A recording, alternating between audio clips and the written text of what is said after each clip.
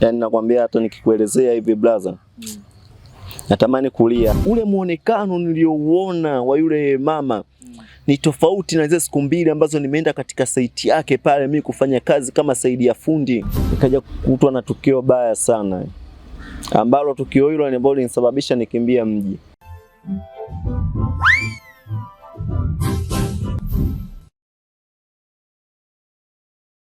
Asante kwa kuichagua na kuendelea kuifuatilia Tiki TV, mwendelezo wa habari, matukio pamoja na mikasa. Hii ni siku nyingine tena katika exclusive interview nyingine tena kutoka kwa brother mwingine mwenye mkasa wa tofauti kabisa, na yeye anakwenda kutusimulia safari yake ya maisha yake katika maisha yote aliyoyapitia, lakini zaidi katika kile ambacho anadai alikutana na mama mtu mzima akampenda, wakawa kwenye mahusiano. Ilikuwaje? Kulikuwa na ugumu gani wa mwanzo wa mahusiano yao, na kulikuwa na wepesi gani, na nini ambacho kilitokea, na nini ambacho kinaendelea mpaka leo hii. Kabla ya kusikia kutoka kwake, nikukumbushe tu, kila sekunde moja ina thamani kubwa zaidi. Katika maisha hakuna muda wa kuupoteza.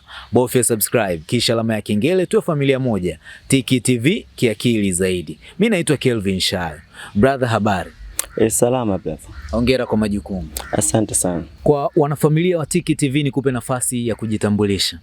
Kwa majina naitwa Michael John Mbilu, ni mkazi wa Tanga, wilaya ya Korogwe, Majengo. Ndio. Mtoto wangapi katika familia, watoto wangapi, mwaka wa kuzaliwa? Mimi ni mtoto wa 6 na ni wa mwisho katika familia yetu. Na mpaka sasa hivi na umri wa miaka 29, tuseme 30 kasoro. Pale Tanga nimezaliwa maeneo ya Majengo, wilaya ya Korogwe. Elimu yangu mimi nimeisomea pale shule ya msingi ya Majengo, sekondari Majengo pale. Baada ya kumaliza, blaza kaniita, kaniambia njoo huko mjini kwa sababu huko nyumbani hamna chochote unachoweza kukifanya.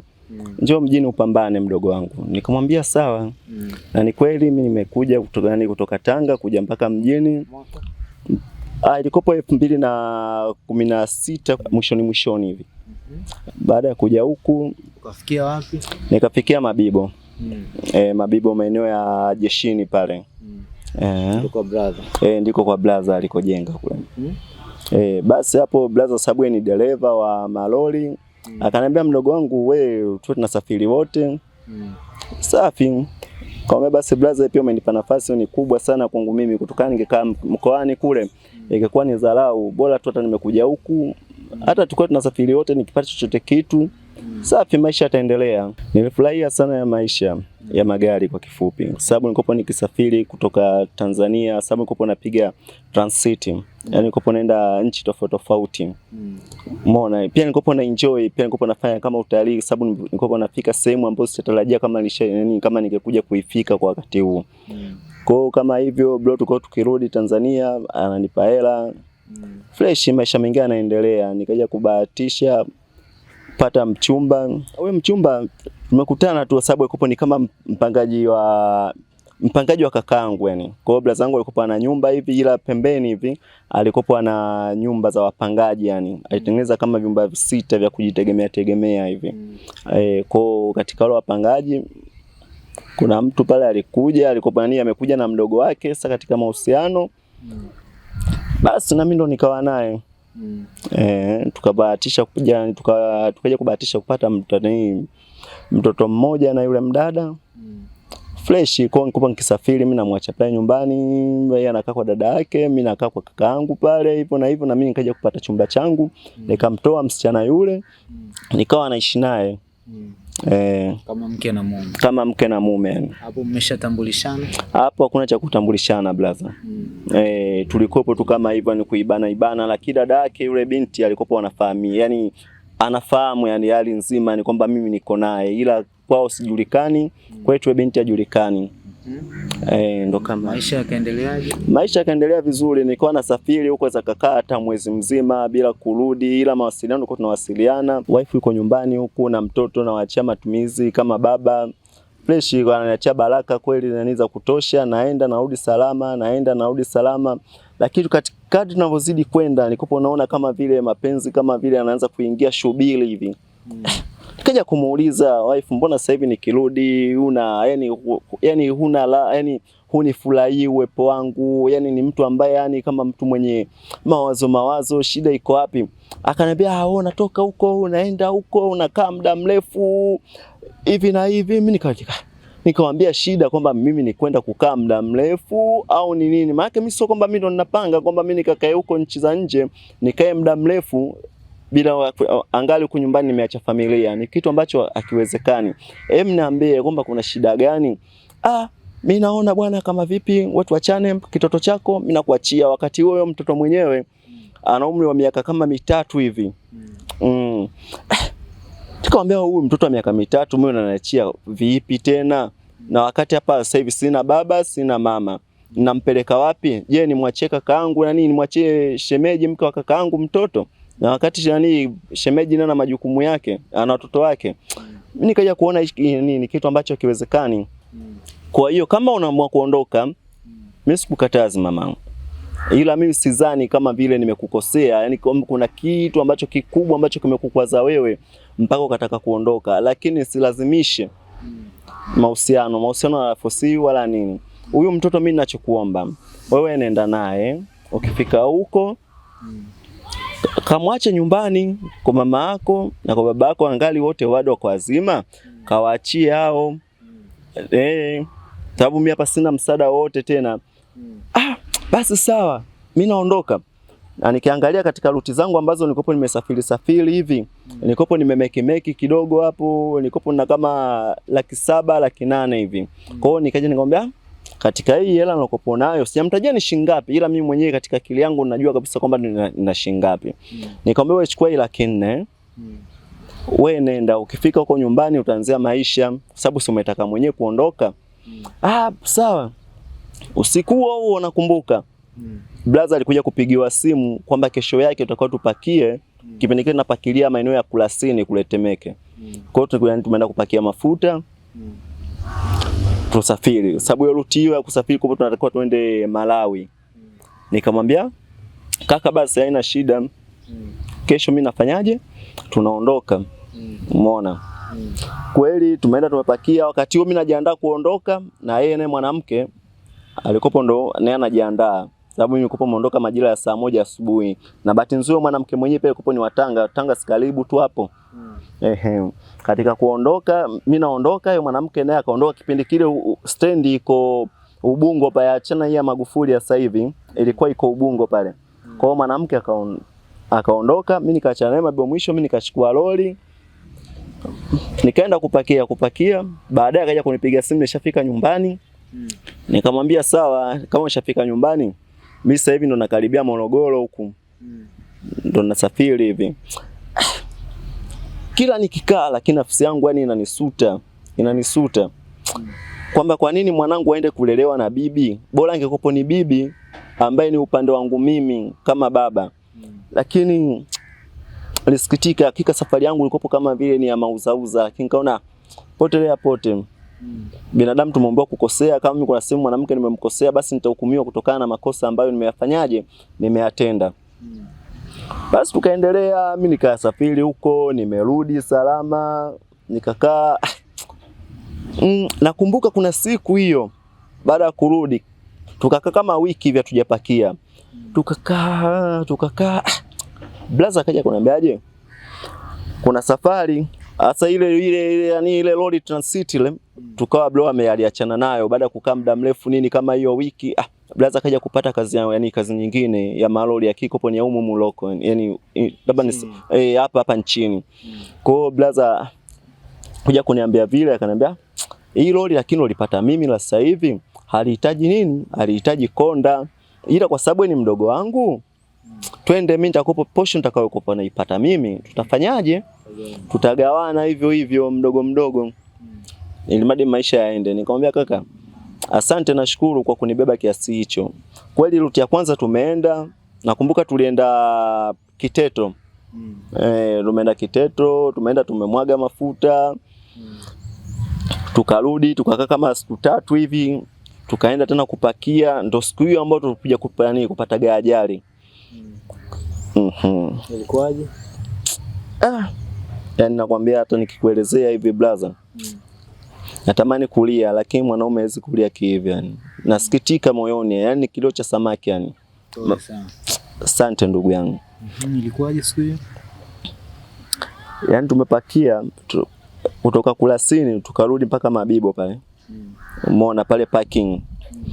Pale brother kaniambia nikachukue nguo zangu sababu nakoenda huku sheria huku inachukuaga muda mrefu kurudi. Kwa hiyo twende pale. Kama itatokea tutakaa ni siku 2 huko maana kwa pale sheri kuna visima vile. Kwa hiyo kushusha yani hata bosi mwenyewe alisema kwamba huku mafuta yapo lakini sheri yangu mimi haitakiwi kukauka mafuta. Nyenye leteeni lori mtaliacha hapo, kama mtataka kukaa mtakaa, kama mtataka kurudi mtarudi, mimi nitawapigia simu je mchukue lori mkapakie tena. Mimi nikakaa nikatafakari nikaona basi hiyo haina shida. Tunaenda tuko njiani. Tairi ya mbele nakwambia ilipasuka brother. Tuko speed. Ile kwa haraka yani kutokana mimi nikopo ni konda, brother alikopo ndo dereva. Uko umepakia mafuta uwezi ukakimbia ni ile kama vile umepakia labda vitu vya kawaida hivi vingine. Kwa hiyo pale ilipopasuka ile tairi, hakika kopa kuna kujitetea. Alafu unajua mafuta unavyo yani tairi kakimfuko umepasuka, tairi yani ule mzigo wa mafuta nani uliopakia unakopo kama vile unacheza. Kwa hiyo kucheza unazidi kukuchanganya wewe dereva, uzidi kupoteza mwelekeo. Hakika tujaenda hata mita ngapi mbele. Sidhani kama imefika hata mita 7 au 8. Tukapiga chini. Kuanguka pale, mimi nikatenguka mkono na mguu wangu wa kushoto. Blaza yeye alikuja tu yeye aliumia tu kidogo kwa kifua hapa sababu steering ilikuja kumpiga kwenye kifua. Kwa hiyo pale kuja kwa Samaria wema wenzetu wa malori hawa wengine wakasimama na baadhi wana kijiji wa pale walivyosikia ule mshindo ule sababu gari kianguka kama kuna ile ule mshindo ambao unasikika ule. Kwa hiyo watu wakaja pale wakatusaidia hivi tukapeleka hospitali. Bosi akaja akatuka yani brother sababu hajaumia sana akampa taarifa kwamba tumepata ajali 1 2 3. Mafuta yamemwagika. Mafuta yamemwagika yani ilivyoanguka mfuko yani mfuniko wa juu ule ile ya kujazia mafuta ile lazima ifunguke tu yani. Yani katika mifuko yani mifuniko ile 3 au 4 yategemea na trailer unaoiendesha. Mifuko yani katika mifuko 4 au 3 au hata 6 lazima kuna yani mingapi lazima itafanyaje? Itafunguka na mafuta yatamwagika ndakopo ni moja ya damage. Kwa hiyo hapo watu tukaenda mlipuko haukutokea. Hatimaye mlipuko hujatokea. Mimi baada ya pale nikaja kuona kama kazi yenyewe malori afu nikopo na stress za mwanamke. Mimi nikamwambia bwana brother, mimi naona tu masuala ya magari niachane nayo. Kuachana nayo pale sana nikajiuliza wakati huo naacha je nitapata kazi gani nyingine ambayo mimi ya kuweza yani kukizi mahitaji yangu. Nikajikuta nimeangukia kwa bodaboda ilikopo kama 2020. Hiyo bodaboda ya mkataba sababu pale mtaani kwangu pale kuna bosi mmoja alikopa anatoaga pikipiki za mkataba. Mimi nikaona nimfuate nimuelekeze, akaniambiaje sasa katika kuja hapa ili nikupe pikipiki lazima uje na mdhamini. Mimi nikamwambia sawa, swala mdhamini ninao tena wengi tu. Basi sawa, wewe kesho njoo naye kesho kutwa tuende Kariakoo kachukue nini? Pikipiki. Kwa ile hakika siku hiyo ilikuwa ni kama siku ya furaha kwangu kwa sababu sitategemea kama nitapata usafiri kwa haraka kama hivyo yani ili maisha yangu yaweze kuendelea. Basi ndo kama hivyo nikaja kumtafuta mdhamini wa kwanza alikopo ni brother wangu. Akawa ni fresh, nikaja kutafuta mwingine alikopo ni mjumbe pale mtaani kwetu pale. Na yule mjumbe tulikuwa tunaendana sana yani kama vile damu yani nyota zimeendana. Hajaweka kikwazo chochote katika swala hilo. Kwa hiyo akatoka hapo tukaenda wote watatu ambao ni mimi hapa mwenyewe dereva, nikaenda na kakaangu, nikaenda na mjumbe. Kwa hiyo tukaelekezana pale, yule bosi akatoa masharti yake kwa sababu ilikuwa anatoa kwa awamu ya marejesho. Kuna siku 3, wiki, mwezi. Mimi nikamwambiaje mimi masuala ya mwezi sijui nini hayo kwangu mimi hapana. Mimi nipe siku 3 ama wiki katika hizo hapo nichagulie. Akaniambia basi mimi nitakupa kwa wiki. Umeona, ambao kipindi kile bodaboda iko kwa siku ni shilingi 10,000, kwa wiki ni shilingi 70,000. Kwa hiyo ina maana hapo mimi nikapambana wiki yani tulivyokubaliana hapo hiyo kesho yake ambayo tulikubaliana kwenda kuchukua pikipiki, mimi nikaenda nikaenda kuchukua pikipiki TVS. Kachukua TVS yangu vizuri, kaileta hapo, bosi akaniambia siku hii ya leo haina hesabu. Tena alinekea na mafuta ya kutosha. Alinekea lita kama 8 hivi. Yani free, kaniambia leo wewe fanya unachokifanya ila tunaanza ku-count siku kesho. Ina maana kutoka siku hiyo ambayo ndo nimechukua pikipiki. Kwa hiyo ina maana kama ndo leo nitafanya mambo yangu haina hesabu. Kesho ndo tunaanza kuhesabu. Nikamwambia basi fresh. Hakika siku ile nilipokuja na ile pikipiki nikasema hapana. Hesabu ya kesho ngoja nitafute leo. Nimeenda nimerudi sababu maganda yenyewe ya pikipiki nimekuja kuibandulia kwa yule boss yani, sababu pikipiki inavyokuja au hata chombo cha moto mara nyingi nakopo na zile makaratasi yani.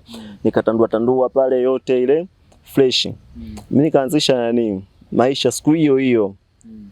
Kanyaga mpaka saa 8 usiku. Hakika siku ile kama vile mkono wa baraka ulikopo upande wangu. Hakika nilikopo na kama 48 hivi yani. Siku hiyo yani. Siku ya kwanza nilipata kama shilingi 48. Nikasema 48 hii kutokana mimi na experience ya barabarani. Natia naongeza mafuta 30,000. Hiyo 18 hiyo nitaiweka kama dharura sababu chombo cha moto hakina muamana. Unaweza kutoka hapa na hapa mara kidogo umekanyaga chupa tairi imepasuka. Basi poa. Kesho yake nikakimbiza hivyo maisha mengine yakaendelea. Nikatembea na ule usafiri. Nimeendesha. Kuja kufika kama miezi 8 au 9. Nikaja kukutwa na tukio baya sana. Ambalo tukio hilo ambalo linisababisha nikimbia mji. Alinisababisha nikimbia mji. Ilikuwaje? Ile tukio bwana lilikopo ni baya la kumtia mwanafunzi mimba. Tunajua tena dada zetu wa makamo hawa. Ambao sasa hivi tunaitaga vitoto vya 2000 hivi. Au vindege joni hivi. Hivyo vinakuaga bwana vinasumbua vikionaga pikipiki uko umeipamba hivi na nini. Umeona inakamziki hivi. Wanachechewa sana yani. Hivyo alikopo ni mteja wangu namtoa kwao nampeleka shule Yaani mwanafunzi alikuwa anaenda shule na bodaboda. Yaani nikopo nampeleka na bodaboda. Yaani nikopo ni mteja wangu yani kwa kifupi yani. Watoto wa kishule. Yaani uoga na mnenda mpaka kwao hadi kwao nikopo natambulika vizuri tu. Kwa hiyo nikopo namtoa na pikipiki hapo nampeleka shule. Baadaye muda alikopo ameshanielekeza hadi muda wa kwenda kurudi naenda namchukua. Hapo mahusiano hamna. Yaani tena tunaheshimiana yani kama dada na kaka. Katika mwendelezo unajua tena mahusiano yanaanzaga kama mchicha yani. Yalianzaje? Hivyo maana mimi nikienda mara nimemnunulia chips. Lakini kwa simnunulii kama labda anahitaji labda chochote kwake. Yaani nilikopo tunamnunulia yani kwamba bwana chukua bwana hii hapa na nakupa wa mdogo wangu. Fresh. Kesho tena hivyo chukua. Sasa siku hiyo binti akaniambiaje? Alikuwa ananitaga Uncle Michael. Nataka kuna sehemu nipeleke. Ambayo iko Jumamosi hiyo.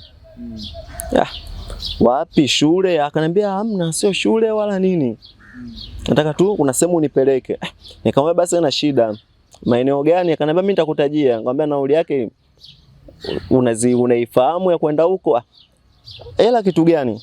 Mimi nikasema baridi. Kutokana na mtoto mimi sijamwekea hata mashaka nini yani kwa kujua labda watoto wakishua bwana wakati mwingine. Zokaenda sehemu ya shilingi 2,000 akakupa shilingi 5,000 au sehemu ya shilingi 5,000 akakupa hata shilingi 20,000 kama amekubless. Poa, imefika kesho. Tena siku nilichelewa kuamka sababu yani kuamsha pikipiki yani sababu nilikuwa nafanya usafi nini nyumbani nini. Kuja yani akaja kunipigia simu kama saa 4 hivi yani asubuhi. Uncle Michael, njoo basi unipeleke. Nikamwambia basi poa, namalizia hapa. Niko namaliza kufua, ngoja nioge basi nje kuna nini. Akaniambia basi poa. Nikaoga, nimekadiria kama dakika 10 hivi. Nikamfuata pale kwao. Akaniambia lakini kwangu nyumbani usipike kabisa. Nyumbani kuna kiduka fulani hivi cha jirani hivi. Kwa alikopa ndio alichokuja kuniambia kwamba usimamie hapo. Nikamwambia basi sawa, haina shida ndugu yangu. Mimi nikatoka mpaka pale kwa kiduka cha jirani. Akaja, nikampakia. Fresh. Nikampeleka. Sasa kati tuko njiani, akaniuliza yule binti. Kwani Uncle Michael umeoa? Hapana, mimi sijaoa, ila nilikuwa na mahusiano nyuma. Lakini yule mwanamke baada ya kuja kuzalishana naye, basi tukawa tumetengana hapo. Kwa kutengana sasa hivi niko mimi kama mimi napambania maisha yangu. Basi poa, itabidi leo twende kwako bwana nikapaone, hata siku nyingine hata mama akinituma kwamba kwa Uncle Michael ni wapi niweze kuja.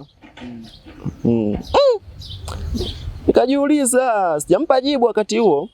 Huko naendesha. Sijampa jibu akia.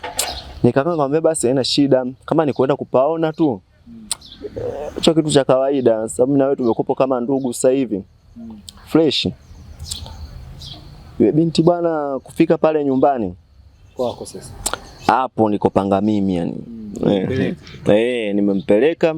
Akaingia ndani. Nikamuuliza umeshakula? Akaniambia nishakula, lakini mwanaume lazima kujiongeza. Mimi nikatoka pale nikaenda kumchukulia supu nzito na chapati, sababu iko poni asubuhi bado. Na chapati nikamchukulia na maji yale makubwa yale. Ya 700 yale. Nikamwekea hapo. Katika kumwekea yale maji na ile supu, nikamwambia basi wewe endelea kula jamii. Niende road pamoja ngafuzi. Wewe usiende cha road wala nini? Kwani shida yako ni hela, shida yako ni nini? Kwa najiuliza huyu mtoto sio akaa labda amefanya msala kwao. Moyoni mwangu sijamuonyesha ishara yoyote kwamba labda kwamba nimeshikwa na mshtuko katika jambo hilo ambalo umekaniambia. Ukawaza labda kuna kitu kafanya kwa labda kuna kitu kakifanya nataka kukimbia, ila ameona simamie kwanza hapa kwangu. Umeona? Nikatafakari, nikaona poa, acha msala ni ubebe. Tukakaa, imefika kutoka saa 4 hivi ile asubuhi, tukakaa mpaka saa 8 hivi. Unafanya nini? Hamna, sapo kila mtu anamuogopa mwenzake. Si unajua mjomba ile? Kila mtu mimi nafikiria kwamba nikimuelezea swala hili litakuwaje, au mimi yule akinielezea swala hilo mimi nitalipokeaje. Tukaa mpaka saa 10. Wakati huo simu yake nilipoiangalia hivi kaizima. Nikamwangalia. Yeye amekaaje na wewe umekaaje? Yeye amekaa kwenye kitanda, sababu mimi niko na kitanda tu. Na naka kitika vidogo vipi wanaitaga vigoda vile. Na kajiko kangu ka gesi hapo, na sufuria na ndoo 2 tu hapo. Sasa yeye amekaa kwenye kitanda pale. Na mimi kutokana niko na mofia, mimi kaona nikae kwenye kigoda kile huku. Tunaendelea kupiga story. Imefika saa 10. Mtoto haonyeshi hata dalili ya kutaka kwenda kwao. Katulia hapo. Huku nasikilizia simu labda uenda kwao, nikapigwa simu labda ya kuulizwa chochote. Kwa sababu hawajajua kwamba binti wao, sijajua kwamba alidanganya vipi, kwamba labda ameenda kwa ndugu yake, kwa nini. Hiyo mimi sijaijua. Ila mimi chokopo na kikali hapo kusikilizia kwamba simu hujamuona mtu fulani. Umenielewa mjomba hapo? Kutoka saa 4 tukaenda mpaka saa 11. Binti ana tare mawazo kusema labda atoke aende nyumbani kwao afanye nini. Sasa mimi nikasema hoja nijiongeze ili nimtazame, je, huyu kweli amefuata kupajua ninapopakaa tu, au labda ni vipi. Ngoja mimi nitoke kwenye hichi kigoda nikae naye kwa kitanda hivi tuwe kama 0 distance hivi. Umeona? Ili nimpimie kwanza, nimtazame, nimpimie, nimwangalie je uwepo wake, kwamba je sije kaja kuonekana kama mwanaume labda ni mwanaume suruali labda vipi hoja kwa nimsikilizie kwa kumsogelea hivi. Ile binti hajaonyesha ishara yoyote kwamba kustuka hivi yani. Kwa yani akawa ameenjoy kidogo yani mimi kupanda pale yani kukaa naye karibu hivi. Kukaa nikamsogelea tena hivi. Yani ndo hapo ndo tumeshasogeleana tuko karibu yani kabisa, na maana mimi bega langu mimi na la kwake yeye tumeshasogeleana yani hivi. Sasa mimi nikaona zile stories za nyumbani, stories za maisha, stories za shule, nikaona sasa pale nizipunguze yani. Niangalie story nyingine za kiutu uzima. Nikisema za kiutu uzima nadhani labda umeshanielewa. Wewe tueleweshe vizuri wote. Okay. Yaani stories za kiutu uzima yani kama ni story fulani za mahusiano hivi nikamuuliza. Vipi? Na kuona mtoto mzuri. Una mtu kweli wewe? Akaniambia yani uweze amini. Uncle Michael yani uweze amini. Yani mpaka sasa hivi na umri wa miaka 19 yani huu mwili wangu huje kuguswa na mwanaume. Mwambia hebu rudia. Akaniambia mpaka sasa hivi mimi na umri wa miaka 19 sije kukutana yani sije kuguswa na mwanaume. Nikamuuliza wewe ni kigoli? Nikisema kigoli labda sababu ya kufumba mambo mengine. Maana yake ni nini? Yani bado ni binti yani ambaye labda nikasema labda ni binti ambaye hajawahi kuguswa na mwanaume yani ambaye yani hajawahi kuingia kwenye mahusiano yani. Hajawahi kushiriki swala la yani vitendo la ndoa hata mara moja. Ulipomuuliza? Baada ya kumuuliza hivyo alipokuja kunijibu kwamba hajawahi kukutana na hajawahi kufanya kitu kama hicho hapo, nikamwambia kwa nini? Mimi hamna tu nyumbani unanibana. Mimi nimeshangaa tu ametokea kukuamini pale nyumbani kuja kunibeba kunipeleka. Mimi ndo nikaona sasa huyu ambaye anakuja kunibeba na kunipeleka shule. Ngoja nijaribu kuwa naye karibu. Nikamwambia ukiona maanisha nini? Akacheka kidogo yani. Umeona? Ucheka hivi. Mimi nikajiuliza. Huyu kwamba kacheka yani kanidharau kacheka vipi? Yani kama vile anaonekana kama amecheka yani kama vile kuniona kama vile labda bado yani kama vile kanika kwenye fumbo hivi yani kwa natakuwa mimi nilifumbue ili aache kucheka. Umeona? Nikamwambia vipi umenipenda? Akaniambia muda wote ulikopo wapi? Mpaka sasa hivi tungetakuwa tumeshamaliza. Hakika.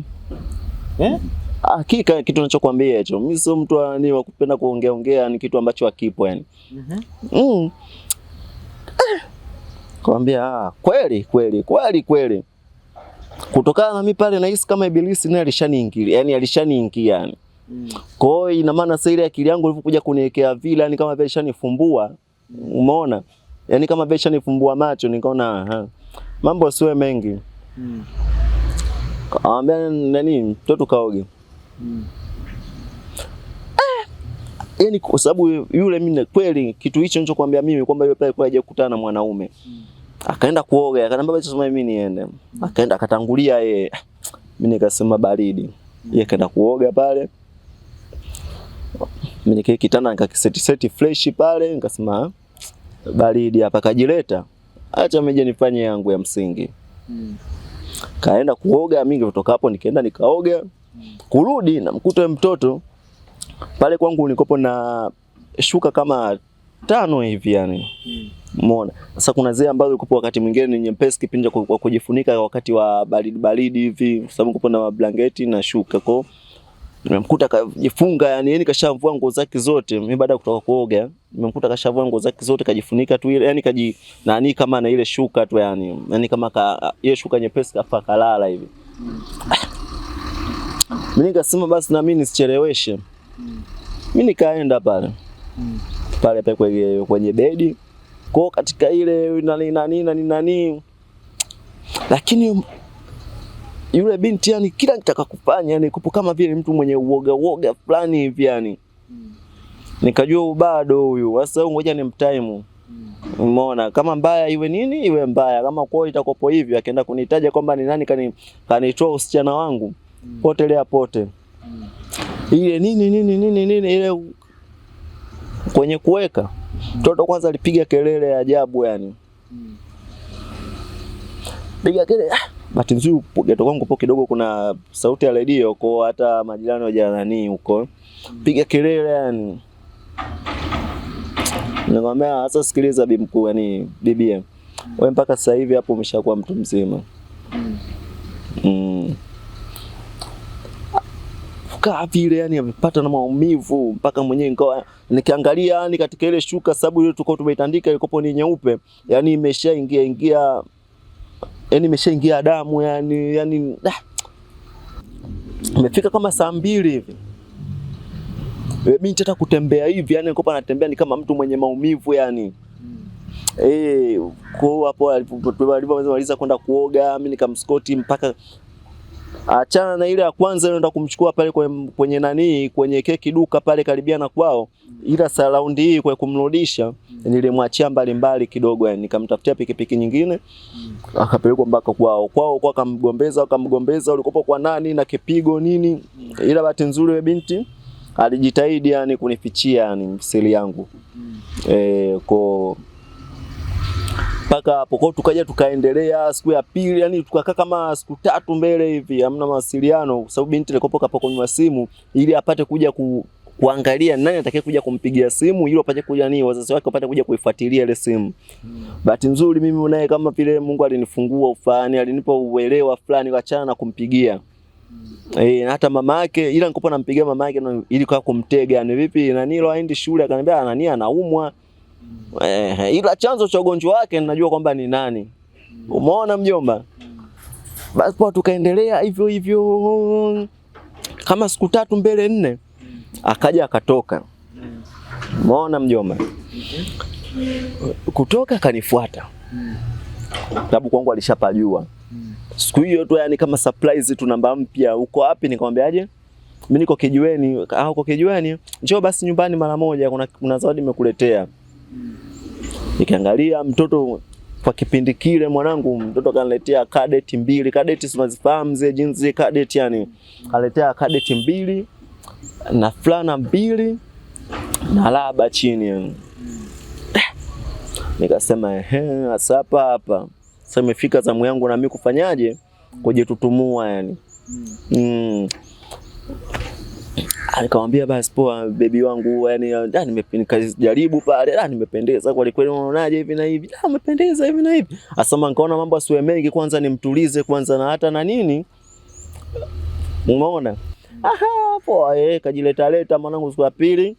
Na awamu ya pili hiyo tena akaenjoy yani alienjoy, lakini bado vile vimaumivu vya kwa mbali bado alikopo anavihisi. Kwa ina maana hata yani kopo yani yule usichana ulitoka, lakini kopo baki kidogo tu hivi. Kwa siku ya pili nikamalizia yani ile. Ila kwa la fulani alisikia yani alihisi la yani, labda niseme amehisi la. Umeona? Kwa hivyo akaja tena tukakaa, baada ya mida hivi aliondoka, alirudi kwao. Umeona? Sababu siku hiyo hajakaa sana, aliwahi kurudi. Siku hiyo tukakaa kama wiki 2 hivi hatujakutana. Siku hiyo nataka kumchukua ili nani mama yake anipiga simu njoo mchukue mpeleke shule. Nikaenda nikamchukua, akaniambia sasa sikiliza hapa mimi hakuna cha kwenda shule leo wala nini. Kwenda kwako. Akamwambia mwanangu mbona msala huu? Bora uende shule, afu ukifika shule, ikifika majira ya saa 5 saa 6 hivi ufanyaje? Uwage ufanye kama vile unaumwa, ili urudi nyumbani afu uje unicheki unifanye kama unaumwa. Akaniambia hakuna cha kusema nini wala nini, wapi tunaondoka. Nikaona sasa mambo sio mengi, nikaenda naye guest. Sababu wakati huo bodaboda inatema yani na hela yani biashara kama biashara kuacha mbali na kipindi kama hiki. Kwa demo akaja kuniambia tuondoke, mimi nikaenda mpaka guest. Kwenda guest kule fresh nikachukua mahitaji ambayo yanahusiana na kuenda kule, nimemchukulia chakula nini na nini, mimi mwenyewe nikajiwekea au mama tukashare chakula, tukashare mambo mengine kibao. Fresh. Sasa siku hiyo yani kama vile binti mjomba, ndo siku hiyo ndo nadhani kabisa kwamba yani ibilisi alikopo yuko kazini. Ndo siku hiyo mimi nakwambia ni yule binti kumbe alikopo yani yuko kwenye ameshamaliza siku zake, Kwa hiyo yani yai liko wazi kwa kuhitaji nani, labda niseme kwa lugha yani inahitaji labda kurutubishwa. Siku hiyo yani baada ya kumaliza nani swala hilo akarudi kwao. Kurudi kwao baada ya muda wa shule kutoka sasa. Umeona sababu kwa atokaga kule kwa majira saa 8:30. Kwa hiyo alivyokuja kuondoka mimi sitaka kumrudisha mimi, nikatafuta tu nikamwambia chukua hela, kachukua tafuta bodaboda nyingine ufanyaje urudi nyumbani. Kweli kafanya hivyo. Afu cha ajabu binti mimi nilikuwa na gharamia chakula tu, hakuna masuala ya kumuonga wala nini yani. Kutokana kama vile alishatokea kunipenda mimi yani. Nikamwambia fresh. Kwa akarudi kwao tukakaa kama baada ya muda. Yule bwana binti alikuja kupata ujauzito. Muona mjomba? Kuja kupata ujauzito. Hapo ndo ugumu, yani ndo ugumu kwangu mimi ndo ulipokuja kuanzia hapo. Na wakati huo pikipiki nimebakisha kama mwezi 1.5 nimalize mkataba. Nakwambiaje? Mjomba kilichokuja kutokea, yani walipokuja kugundulika tu nyumbani kwamba ana mimba. Na yule binti baada ya kuja yani mama yake alivyomkazia, sababu ameshatumia gharama nyingi sana za kumpeleka shule. Nini gharama nyingi. Muona kwa binti wako wawili tu, yeye na mdogo wake. Kuonekana kwenda kupelekwa ili wapate kumtisha. Jua wanawake wengi sana walikuwa ni waoga. Kwa alipopelekwa kituo cha polisi tu hivi. Kutoa viboko 2 vitatu nini akataja hii mimba ni ya fulani. Fulani mwenyewe nani? Mimi. Michael. Nikaja kupata taarifa kwamba natafutwa. Kutoka kwa washikaji pale, kwa sababu kumekuja watu wageni pale kupa wananitafuta. Sasa kuja kupata taarifa kwamba mimi natafutwa. Kuna jirani yangu mmoja hivi ambaye nimepanga naye. Huyo ni wa kike. Kuna mshikaji wake hajaolewa, yani ni mshikaji tu ambaye anakuja labda yani na kuondoka. Yule dada nikaja kumwambia ukiona mtu yoyote ambaye amekuja hapa, hebu fanyaje? Unipe taarifa. Wale nakwambia walikuja saa 2 usiku kunitafuta wakanikosa. Wakaja saa 8 wakanikosa. Kila wakija mimi demu ananipa taarifa au amekuja watu huku. Siku ya pili wamenitafuta wamenikosa. Siku ya 4 yani napita tu kijiweni naona watu wananiungia afu ni wageni. Simama kuna issue mwanangu. Pale machala alinicheza pikipiki nilivyoizungusha. Kuja kutokea kwa chochoro kule Mabibo maeneo ya nani. Yani kama nataka nishuke Kigogo huku chini huku. Napandisha Ruanga pale shule ya Loyola, napandisha Kilima, nitokee hivi pale ndio kuja kwa Chengeni kuja kwa potelea, yani kwa potelea. Ndio hapo mjomba. Pikipiki yenyewe nilikuja kuiuza. Nikamtumia yule bosi yake iliyobaki na vitu vyangu mle ndani, nikamwambia mwanamke sikiliza, jitahidi mtafute mwenye nyumba hiyo, mlango bomoa, hivyo vitu vya humo ndani, kitanda, hiyo switch jiko gesi na sabufa, TV ngopo sina. Vyote chukua viweke kwako. Hapo ndo kuna hela fulani ambapo baada ya kuuza pikipiki nilipata kama vichenchi kadhaa tu hivi. Nikarudi kwanza mkoani. Kuvuta pumzi kwanza. Binti hatuna mawasiliano hapo. Binti anakuambia sasa hivi kwao yani kumeshakopa mambo ni mabaya. Nakwambia kipindi hicho mambo ni mabaya. Yani kwao yani ameshaonekana kama vile ni mtoto mpumbavu yani. Simu hana, yani apewe hata nafasi ya kuongea, hata mdada wao wa kazi pale ndani haruhusiwi hata apewe simu. Ili apate kuongea na mimi. Wewe upo mkoani. Mimi nisharudi mkoani, nikasema sasa hapo nimeshasababisha majanga. Yani unajua ukisharudi mkoani yani bora urudi kwa mema, usirudi kwa matukio. Ukirudi kwa matukio yani kama vile unaenda kuanza moja yani. Kwa mjomba yani kule mkoani nilivyoenda nikaa kama muda wa miezi 6. Katika kukaa kama miezi 6 hivi. Huku yani kila nikikaa kule mkoani akili yangu haipo, haiji. Nafikiria kile kiumbe changu nilichokiacha kule kinaishije. Umeona? Yani nitakopa bila shaka yani kinaishije yani kwa sababu bado kujifungua ni wakati huo kwa sababu miezi 6 na maana kwa nini miezi 6 naloka mkoani na huku nishaondoka yule binti ana kama mwezi hivi na kidogo kwa hata kujifungua alikopo Bado ikopo, kwa ina maana hapo ikopo kwenye miezi 7 na upumbavu hivi. Umeona? Na mama yake akupigia. Mama yake sasa hapo mawasiliano hamna, yani nishakopo ni ngumu. Namba ulibadili. Mimi nakwambiaje mjomba, yani baada ya hivyo nilivyoona kwa nishakopo tu hii ni balaa. Kilicho kuja kunisaidia mimi, kuna line yangu ambayo nilikuwa na washikaji wa bodaboda wenzangu wale pale. Ila hii ambayo nilikuwa naitumia kwa mawasiliano ya mama yake kunipigia kwamba labda njoo mchukue binti hivi na hivi, namba ambayo anaifahamu yeye. Ile namba nilishaitafunaga nikaitupa, nikajua hii namba ndio itakuja kwa sababu ya mimi kuja kufanywaje kukamatwa. Umeona, na simu yenyewe pia nikaja kuiuzia huko tu, yani mambo kando kama hivyo mjomba. Kwa lakini hapo nikajitahidi kadri uwezo wangu, kila nikitafakari nikawapigia wale washikaji wangu wa bodaboda sababu kwa wanamjua shemeji yao. Kwa hiyo kwa wanipe majibu ya kueleweka. Wengine wasema hatujamuona, wengine hivi, na wakati huo binti shule alishafukuzwa kipindi kile kama unakumbuka. Kwa miaka ile, kwa hiyo ukipata ujauzito tu ina maana huwezi kuendelea na masomo, ina maana ndo shughuli yako imeshafanyaje, imeishia hapo. Na wewe binti aligoma mimba kutoa. Umeona mjomba. Kwa hiyo yani hapo nikaa nitafakari sana, yani huku moyo unaniuma kwa hata nikiwa huku mkoani nilivyokuwa nini nalima nafanya nini, akili yangu mimi haipo, nafikiria binti wa watu nimemwachia katika mazingira gani. Yani moyo unaniuma, yani moyo unaniuma zaidi ya kuuma yani. Kwa hiyo yani nikasema haina shida. Kwa hiyo huko mkoani nilivyojiwa kujimeki hivyo shughuli zetu za barua mara umetoka umeenda kulima hivi umepata shilingi 7,000. Kwa hiyo unatunza hata shilingi 2,000, labda unatunza kidogo.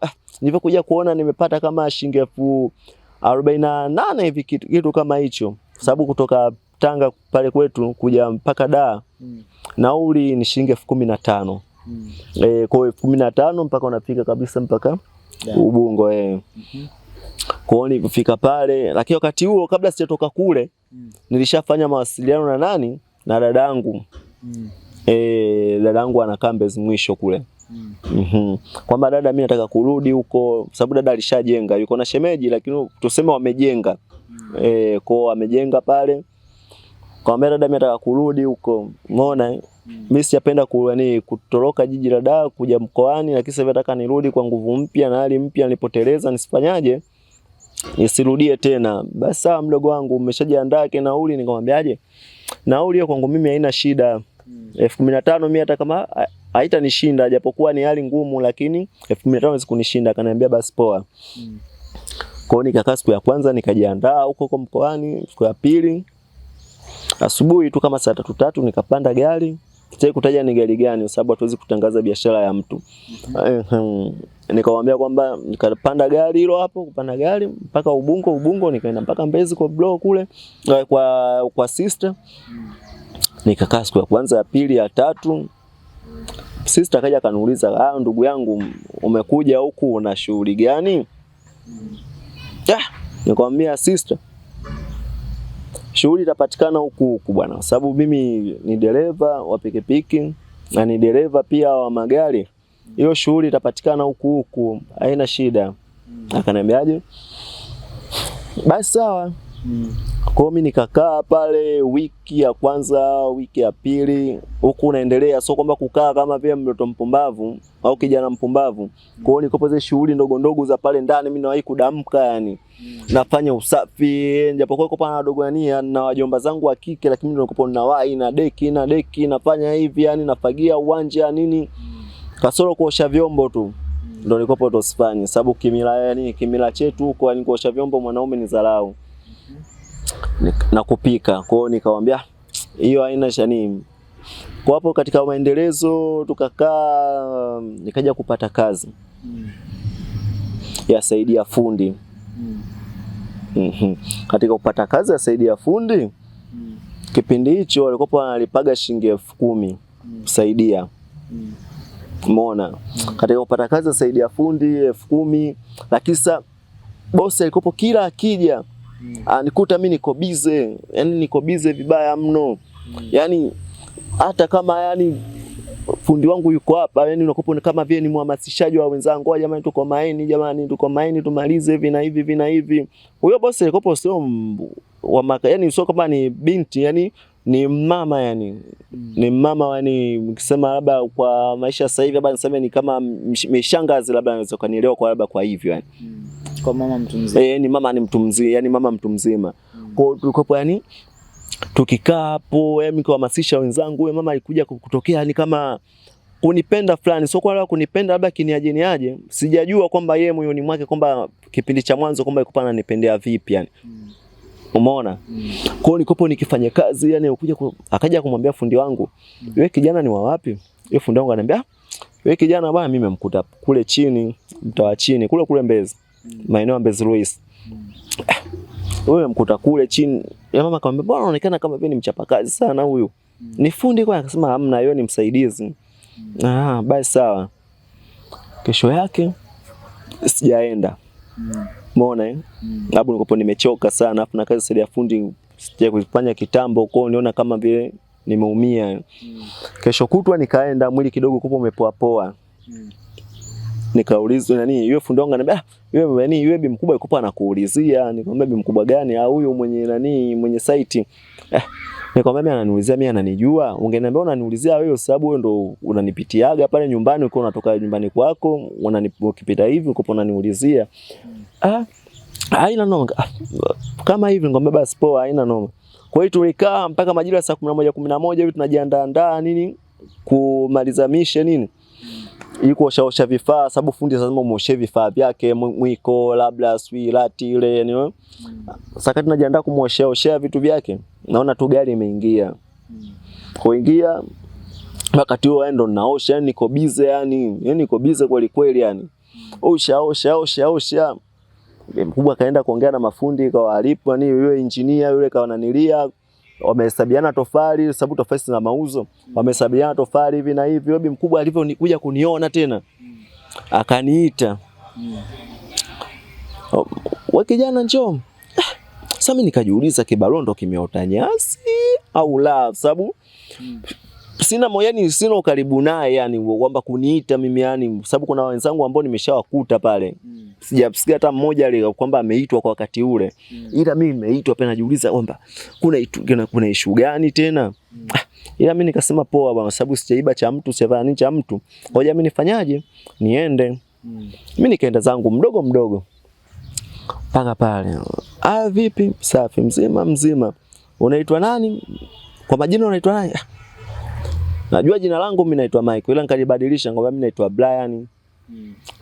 Unaitwa Brian? Ni jina lako Brian? Nikamwambia fundi wako ndio yupi? Nikamwambia basi sawa, ukimaliza hapa yani mambo yako yote labda utakuondoka na maongezi na wewe. Nikamwambia, "Ya heri mama." Mna ya heri tu. Basi sawa. Mimi nikaendelea hapa, nikaenda kuosha, nikatafuta nikaangalia sio wewe kujiongeza ile. Nikaangalia maviroba ambao tumechanganyia ule udongo yani udongo ule, nikaenda ukota yani site nikaiacha iko safi yani. Nikaviweka sehemu moja. Nikaenda kuoga nikamfuata. Nishamaliza wakati huo yani mishe, ndo namfuata sabi mkubwa hapo. Kaambia bi mkubwa ndo nimekuja. Umeshakuja? Poa. Unajua usimalizane na nani mafundi. Nitakustua hivi punde tu. Basi poa, alipomalizana sio kwa naelekezana mambo yao, mambo gani uko wenyewe, sababu mimi kazi zangu pembeni. Kwa kuja kuelekezana hapo fresh. Akaja akaniita, "Blai." Kaenda. "Unatokea wapi?" Nikamwambia, "Mimi natokea Mbezi." "Natokea Mbezi." "Ndio unakoishi?" Nikamwambia, "Umeoa?" Nikamwambia, "Hapana, sijaoa." "Unaishi nani?" Nikamwambia, "Mimi naishi na dada yangu." "Kwa hiyo dada yako ameolewa?" Nikamwambia, "Dada yangu ameolewa." Kwa hiyo ina maana pale kama hivyo yani kanihifadhi yani pamoja, sielewi, sina mbele wala nyuma, nipo yani kwa kifupi labda. Akaniambia, "Poa." Yule dada alitoa shilingi nadhani kopo kama shilingi 15,000 hivi. Yule mama akanipa. Basi sawa, kesho wahi kazini. Nitakuwepo hapa kazini. Nikamwambia, "Asante bi mkubwa, lakini umenipa mimi sijaifanyia kazi yoyote hii." Akaniambia, "Wewe chukua tu, nimekupa." Nikamwambia, "Basi sawa, haina shida." Kaondoka pale na yule fundi wangu ambaye tulikuwa tunakaa jirani hivi mpaka nyumbani. Bana yule fundi huko njiani wakati tunatembea, fundi akawa ananiuliza, "Vipi wewe mkubwa unajuana naye?" Nikamwambia, "Mimi sijuani naye." wakati anaanza kuniita ndo liniambia kwamba fundi nani yule mama alikuwa anakuulizia. Umeona eh? Basi nikasema poa watu. Zile stories zetu zilikuwa imeishia hapo, mimi nikafika nyumbani. Sasa nyumbani naanza mimi kufika, yeye ndo anakuja kama mtaa wa pili hivi. Haujamwambia kama umepewa hela? Sijamwambia, yeye niliweka tu kama moyoni mwangu yani. Kwa hiyo nika nimekausha pale. Sasa tukakaa hapo, kesho yake ilipofika, mimi nikadamka. Umeona? Nimedamka sababu muda ambao tulikuwa tunaendaga pale tunafika site pale labda kwa majira saa 1:30 hivi. Ila mimi niliwahi yani siku hiyo niliwahi kwa majira kama ya saa 12 hivi. Umeona? Ila dada nikamwambia dada kabisa, kama fundi wangu akija umwambie kwamba Blai amewahi kwenda kunanilia kukorowahi kuandaa mazingira. Akaniambia poa. Umeona? Kwa kufika pale mikoroga pima kabisa udongo nini simenti sikachanganya kabisa, nimeshampimia kabisa hapo, nikaweka na tofali pale kwa pande ananiambia kwamba tutaujenga kesho. Kwa hiyo nikawa nimemtulizia hapo. Kwa hiyo ina maana hapo alivyokuja tu. Umeona, kabla mafundi wajaje wewe mkubwa alikuja sababu site kwake yani anapokuwa anapita yani kwa nyumba yake hii ambayo imeshamalizika mpaka anaishi yeye. Kwa hiyo ina maana hapo njia anaipita, kwa hiyo anaipita hapo site anaiona site yake nyingine hiyo hapo. Hiyo ambayo tunaitengeneza si hapa sasa hivi yani wakati huo. Akaniambia, naona umewahi kweli kweli. Nikamwambia da, nimewahi, si unajua tena. Ni bora fundi kukute kile sehemu ya tukio kulikoni wewe ukachelewa ukamchelewesha na kopo sio tabia njema. Unaonekana una hekima. Nikamwambia hamna, unajua kila binadamu ana hekima lakini anategemea kwamba hiyo hekima iko katika wakati gani. Umeona eh? Akaniambia basi sawa, ila fanya juu chini. Kesho leo jioni. Leo jioni sababu leo sitapitia hapa site, kuna sehemu naenda. Ila kuna sehemu nitakuelekeza juu tukutane. Nikamwambia be mkubwa, sehemu gani hiyo? Sababu yani kama vile alinacha katika mafumbo fulani hivi. Umeona? Nikawa najiuliza yani kwamba hiyo sehemu gani? Nikasema basi sawa be mkubwa. Kwa hiyo eneo lile alonielekeza nikopo nalifahamu maeneo ya Tangibovu. Tangibovu pale. Nikapoa, akanipa na namba yake. Kwa hiyo ilipofika saa 11 hivi tulipomaliza ile shughuli, mimi nikaenda nyumbani nikabadilisha nguo nini fresh, nikachomoka yani. Hata dada mwenyewe sijamuaga kwamba anaenda wapi. Yani nimetoka tu ile haraka kumwahi yule bi mkubwa yule. Sababu alinipa maelekezo tukutane maeneo ya Tangibovu. Mbezi Beach Tangibovu pale. Nilipofika tu pale Tangibovu, akaniambia aje, mimi nikampigia simu. Kumpigia simu akaniambia kwamba hapo kuna kijiwe cha bodaboda. Nikamwambia ya. Akaniambia basi mpe bodaboda mmoja simu hapo. Mimi nikampa, akamuelezea kwamba huyo bodaboda mimi anipeleke wapi. Na ni kweli huyo bodaboda akaniambia basi poa, panda kwa pikipiki. Walipomaliza kuongea akaniambia panda kwa pikipiki, tufanyaje? Twende nikupeleke. Mimi nikaenda, yani ni karibu tu kutoka hapo kwa kijiwe cha bodaboda, kuna baa moja iko pale karibu yake pale. Kufika pale nikaingia mle ndani, nikampigia simu hivi yule mama. Akaja akamlipa yule bodaboda hela yake. Kaenda, lakini ule muonekano niliouona wa yule mama ni tofauti na zile siku mbili ambazo nimeenda katika site yake pale mimi kufanya kazi kama saidia fundi. Yani amevaa nguo yani za kumuonyesha maungo yake yani. Umeona? Nilishikwa na staajabu yani kwamba kuna issue gani ambayo itakuja kuendelea mbele, lakini nikaona basi sawa, ngoja niangalie ngoja niende mpaka nione jinsi kitakachokuwa. Nimemkuta pale amebuki labda niseme meza, yani ana meza yake kama yeye, afu kuna viti viwili ambacho kiti kimoja ndicho alichokalia yeye na kingine ndicho nilikalia mimi.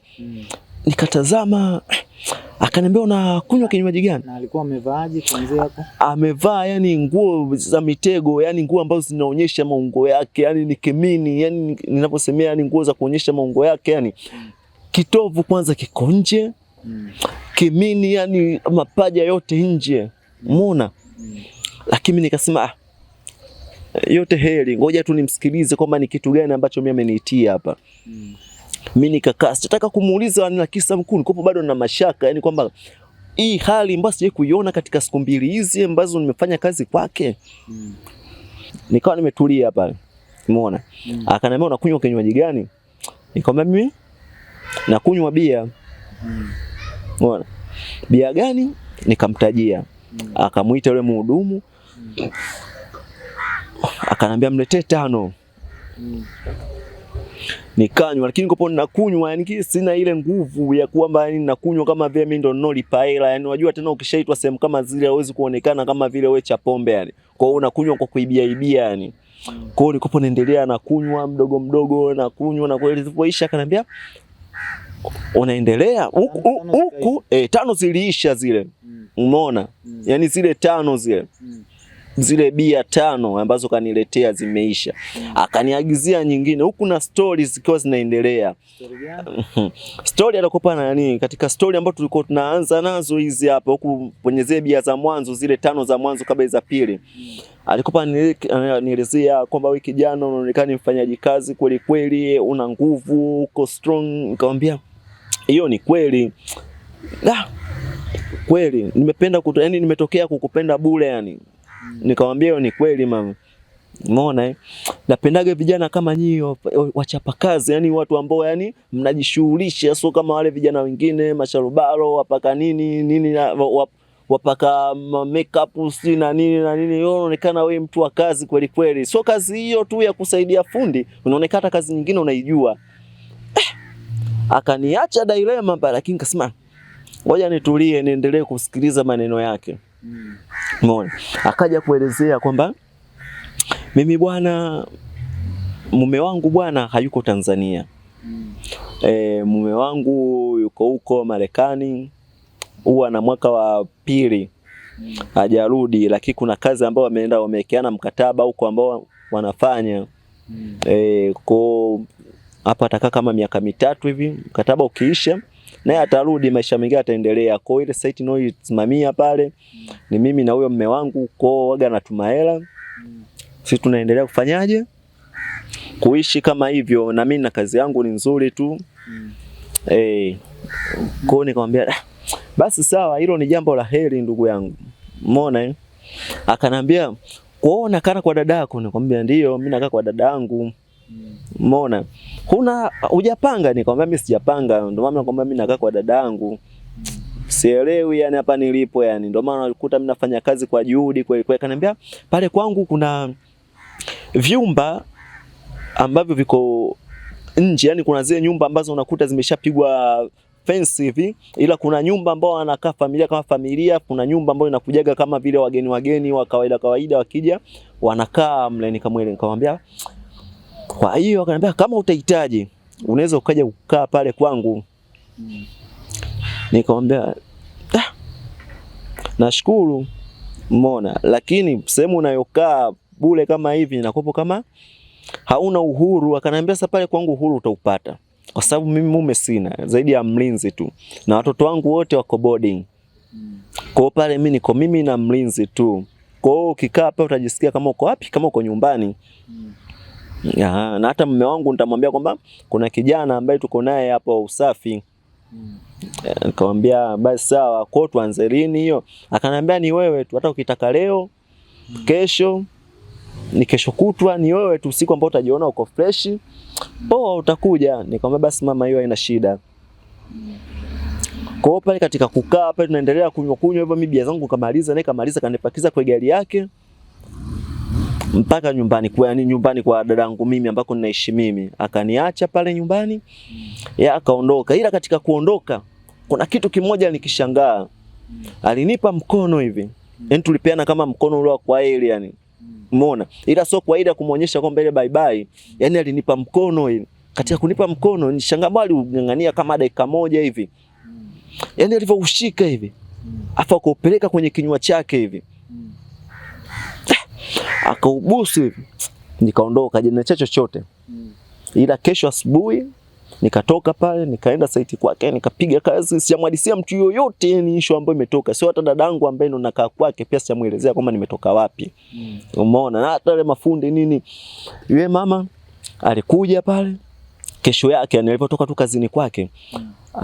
Alipofika pale site Akakaa akapiga story na mafundi nini.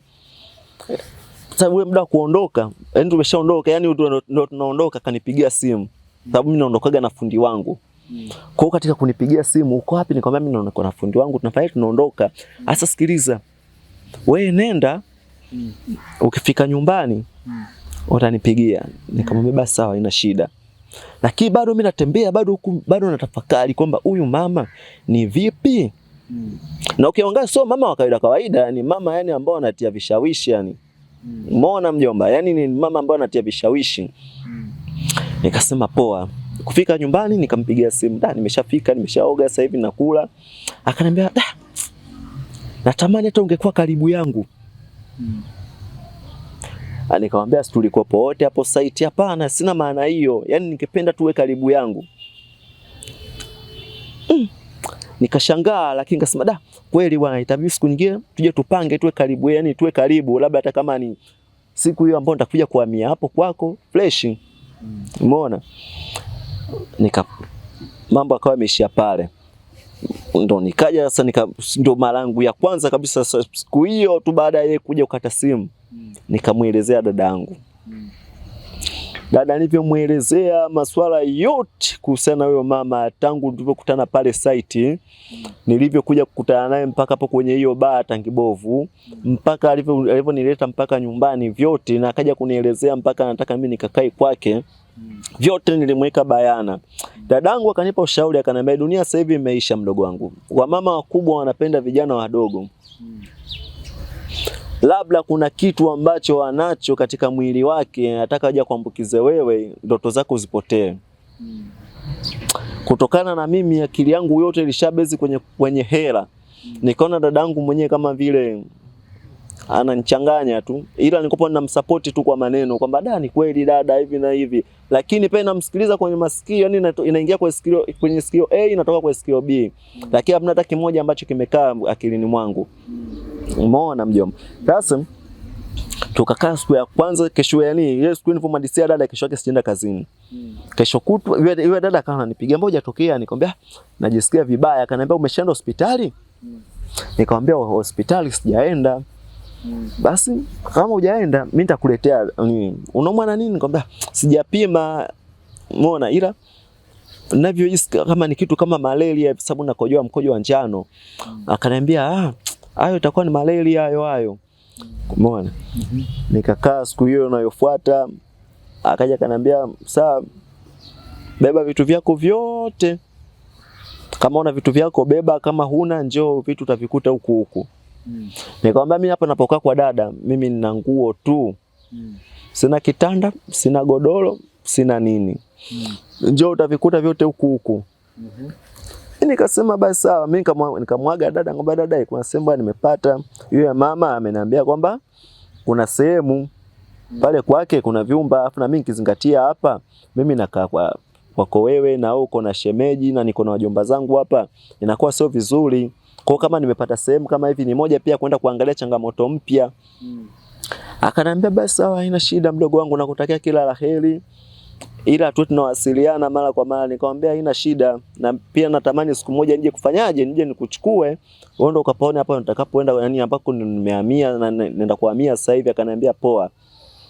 Nikachukua vitu vyangu hiyo haraka kama majira kama saa 2 hivi usiku. Yule bi mkubwa alikuja na gari. Kuja kunichukua mimi. Yani kivyote bado mimi niko na vitafakari. Hivi kweli ni mimi au ni nani? Yani bado najiuliza katika akili yangu. Mimi kuja kuchukuliwa na gari. Mafundi pale wangapi pale wapo? Yani mpaka wameanza kwenye site mpaka sasa hivi najiuliza. Kweli bwana, nikaenda tukafika mpaka kwake. Kufika kwake akagonga honi. Mlinzi akaja akafungua geti. Akaingia. Wakati anaingia kwenye ile geti, niliona nyumba kubwa. Nyumba yani nikimaanisha, nikisema nyumba kubwa, yani nyumba kubwa kweli kweli. Ina swimming pool. Ina michezo ya watoto. Ina kila kitu, yani ina hadhi ya kuita nyumba kubwa. Ila kwa pembeni nimeona kuna nyumba, kuna kama fence hivi yani imezungushiwa, ila kuna nyumba fulani ya pembeni. Nikasema sawa, dada amepaki gari yake, nikashuka. Tukaenda mpaka chumbani, yani kwenye nyumba yake hiyo kubwa. Kufika kwenye nyumba yake kubwa, kafungua mlango. Tukaingia. Sasa katika kuingia kana najiuliza, nimekuja kufanywa nini huku? Nimekuja kufanywa. Yani bado mimi najiuliza maswali kibao yani. Yani nasipati jibu. Yule mama akanikaribisha kwa bashasha. Karibu, jisikie uko nyumbani, yani jisikie uko nyumbani kabisa. Nikampa na mimi support kwamba nashukuru. Nashukuru kweli kweli mama. Sijategemea kama nitafika hapa nilipo katika nyumba kama hii. Sije kuingia yani. Asa ndo umeingia, yani umefungua ukurasa mpya hapa leo. Kwambia asante mama. Kaenda pale akaniambia kaa hapo, yeye akaingia chumbani kwake. Mimi nimekaa sebleni wakati huo. Yeye akaingia chumbani kwake, kaenda kuoga. Kurudi, na zile nguo zake ameenda amebadilishia kabisa huko amekuja na nguo kama yani za mitego fulani. Bado mimi nikawa najiuliza kwamba ana lengo gani ube mkubwa? Yani ndo siku hiyo ya kwanza ndo naingia, lakini vitu ambavyo nimekutana navyo yani ambavyo nakutana navyo ni vitu kama vya sielewi yani. Ina nitafakari. Karudi na nguo ya mitego ya kuonyesha tena maungo yake. Yani nguo laini, yani ni laini. Kwa hiyo nikakaa pale akaniambia unakula nini? Mimi nikamwelekeza nikamwambia chochote ambacho kipo mimi nitakula. Sema unakula nini? Nikamwambia mimi chochote ambacho kipo mimi nitakula. Akaniambia basi sawa. Akaenda pale amekuja na kuku mzima. Ila pale sebreni kwa pembeni hivi kuna ile microwave bila shaka ile. Unajua sio ambao tumetoka mkoani watu vijui hivyo. Vya kupashia chakula vile. Kwa akaenda akapasha pale. Lakini wakati huo kulikuwa kuna kuku. Huko alishika na hotpot fulani ambao ndani yake kulikuwa kuna pilau. Kwa alipopasha pale pilau hajalipasha sababu yenyewe kulikuwa kama lina moto hivi. Sababu hata wakati naanza kula pale kulikuwa lina moto. Kwa hiyo akaja akaeka pale tukapata chakula cha pamoja. Hajajikatia chake wala nini. Kwa hiyo aliweka sehemu moja kwa hiyo tunapata chakula cha pamoja. Ila mimi nikaonja sababu ni mgeni, si unajua aibu ya ugenini. Nikakata kidogo tu. Nikamwambia nimeshiba. Akaniambia sio mlaje? Nikamwambia hamna, nimeshiba. Jisikie usione aibu. Nikamwambia mimi nimeshiba bi mkubwa hata usijali. Kwa akavitoa pale. Akasema nikawashe TV. Wakati huo inaendelea kama saa 6 hivi usiku. Umeona? Kwenda kuweka pale, kuwasha TV, akaja kana nini? Vile kitendo cha kuwasha tu TV. Alikuwa amevaa nguo yani zile laini kama nilivyoelezea hapo mwanzo. Hasa kile ambacho kifunga juu kikateleza hivi. Kuteleza kuanguka kwa kama amebakisha nguo ya ndani tu. Hasa yeye kugeuka kuniangalia mimi kuna kitu ambacho nimekiona, mimi nikawa nimeziba macho hivi. Ili asigundue chochote kwamba mimi ambacho nimekiona kwake. Kwa kuziba hivi macho akaniambia, "Vipi?" Nikamwambia hamna. Kwa akaendelea kuchagua pale channel ambayo iko ni nzuri, akaweka pale. Kuweka karudi pale tukakaa. Kwa sababu wakati huo tunaanza tunakula tukao tumeachiana kidogo nafasi. Alivyorudi alikaa karibu yangu kabisa hapa. Yani tumekaa karibu, yani tunagusana yani. Ina maana bega lake na bega langu vinagusana hivi. Kajiuliza, hapa kuna kitu, yani kuna kitu gani ambacho kinakuja kuendelea mbele yetu? Yani najiuliza ndani ya moyo wangu lakini bado yani sipati majibu. Nikaona basi ngoja tuendelee. Akaniuliza unakunywa kinywaji gani? Nikamwambia yani hapa mimi nimeshashiba na maji nilokunywa hapa mimi nimeshatosheka. Pombe unakunywa? Nikamwambia pombe nakunywa lakini sasa hivi ninapohisi hivi yani sijisikii kunywa pombe. Kwa akaniambia basi sawa. Nikakaa kama dakika moja hivi nikamwambia bi mkubwa anahisi nini? Usingizi. Akaniambia sasa mbona mapema? Nikamwambia kweli yani nimechoka yani. Nahisi yani kweli nimechoka kweli. Akaniambia basi sawa. Twende kakuonyeshe kwako kwa kulala. Tukatoka kwenye ile nyumba kubwa, tukaenda sasa kwenye zile nyumba za pembeni ambazo alishajenga yani nahisi kama itakopo ni rasmi kwa wageni wake watakokuwa wanakuja wasiwa wanalala kwenye nyumba ile. Na wakati huo mimi alishaniambia kuwa huru sababu mume wake yeye yuko nchi za nje.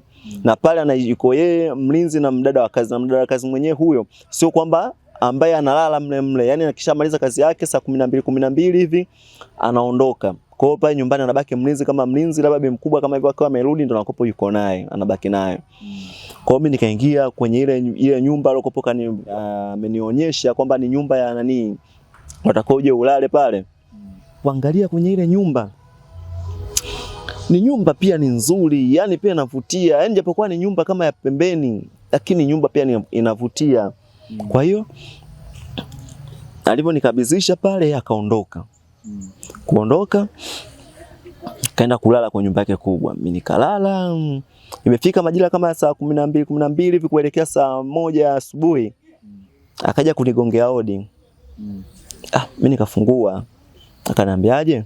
Mimi sasa hivi naenda kazini, nitarudi baadaye, lakini kuna mdada wa kazi ambaye atakuja, atakuhudumia kwa kila kitu. Kwa hiyo utaanza chai ya asubuhi hapo vizuri, sababu kwangu hii asubuhi tu tunakulaga mara 2. Kwa hiyo kuna uji kama uji yani ulezi ule. Wewe unaopata ule pale unakunywa.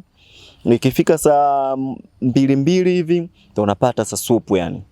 Nikamwambia sawa, haina shida. Kwa kanambia baadaye nitawahi kurudi. Nikamwambia sawa. Kwa hiyo alivyoondoka mdada kazi hapo niletea ule uji nikanywa. Akaja kakaa baada ya mida hivi kitu kama saa 2 nikaletewa supu nzito. Nikisema supu yani simaanishi supu kama hizi za migawa hii ya kwetu ya mtaani, hapana. Yaani supu kweli kweli. Kwa hiyo nikapata supu pale nzuri na chapati. Sasa lakini nilikopo ninatamani kuja kuongea hata na mlinzi pale, nipige naye hata story, natamani kuongea na huyu mdada nipige naye hata story, mdada wa kazi, lakini kaona sio vizuri sababu ile nyumba ina kamera kila sehemu. Kwa hiyo nikaonekana kama nataka nimpeleleze labda huyu mama hivi na hivi, nikaona sio mbaya. Mimi nikabaki tu chumbani kwangu pale, kuna TV nikawa bado naendelea kuangalia. Ilipofika kwa majira kama ya saa 10 jioni au saa 10 kwenda saa 11 hivi. Nikasikia honi getini na pia inagongwa. Kugongwa sijataka kwenda kuchungulia kwamba ni nani anakuja sababu havinihusu yani.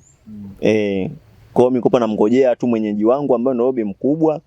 Fresh hivyo vingine mimi havinihusu hakika. Kwa hiyo akatoka hapo, yule mlinzi akafungua geti kuingia. Yule mkubwa kabla hajaingia kwa nyumba yake ile kubwa, akaja kwanza kwangu. Odi, nikafungua. Blai vipi? Poa, fresh. Umeshindaje? Fresh, umekula? Nikamwambia nimekula vizuri, chakula cha asubuhi, mchana, yani hakika nimeenjoy yani. Hasa hapo ni yani hiyo ni trailer tu. Nitakupa zaidi ya hivyo.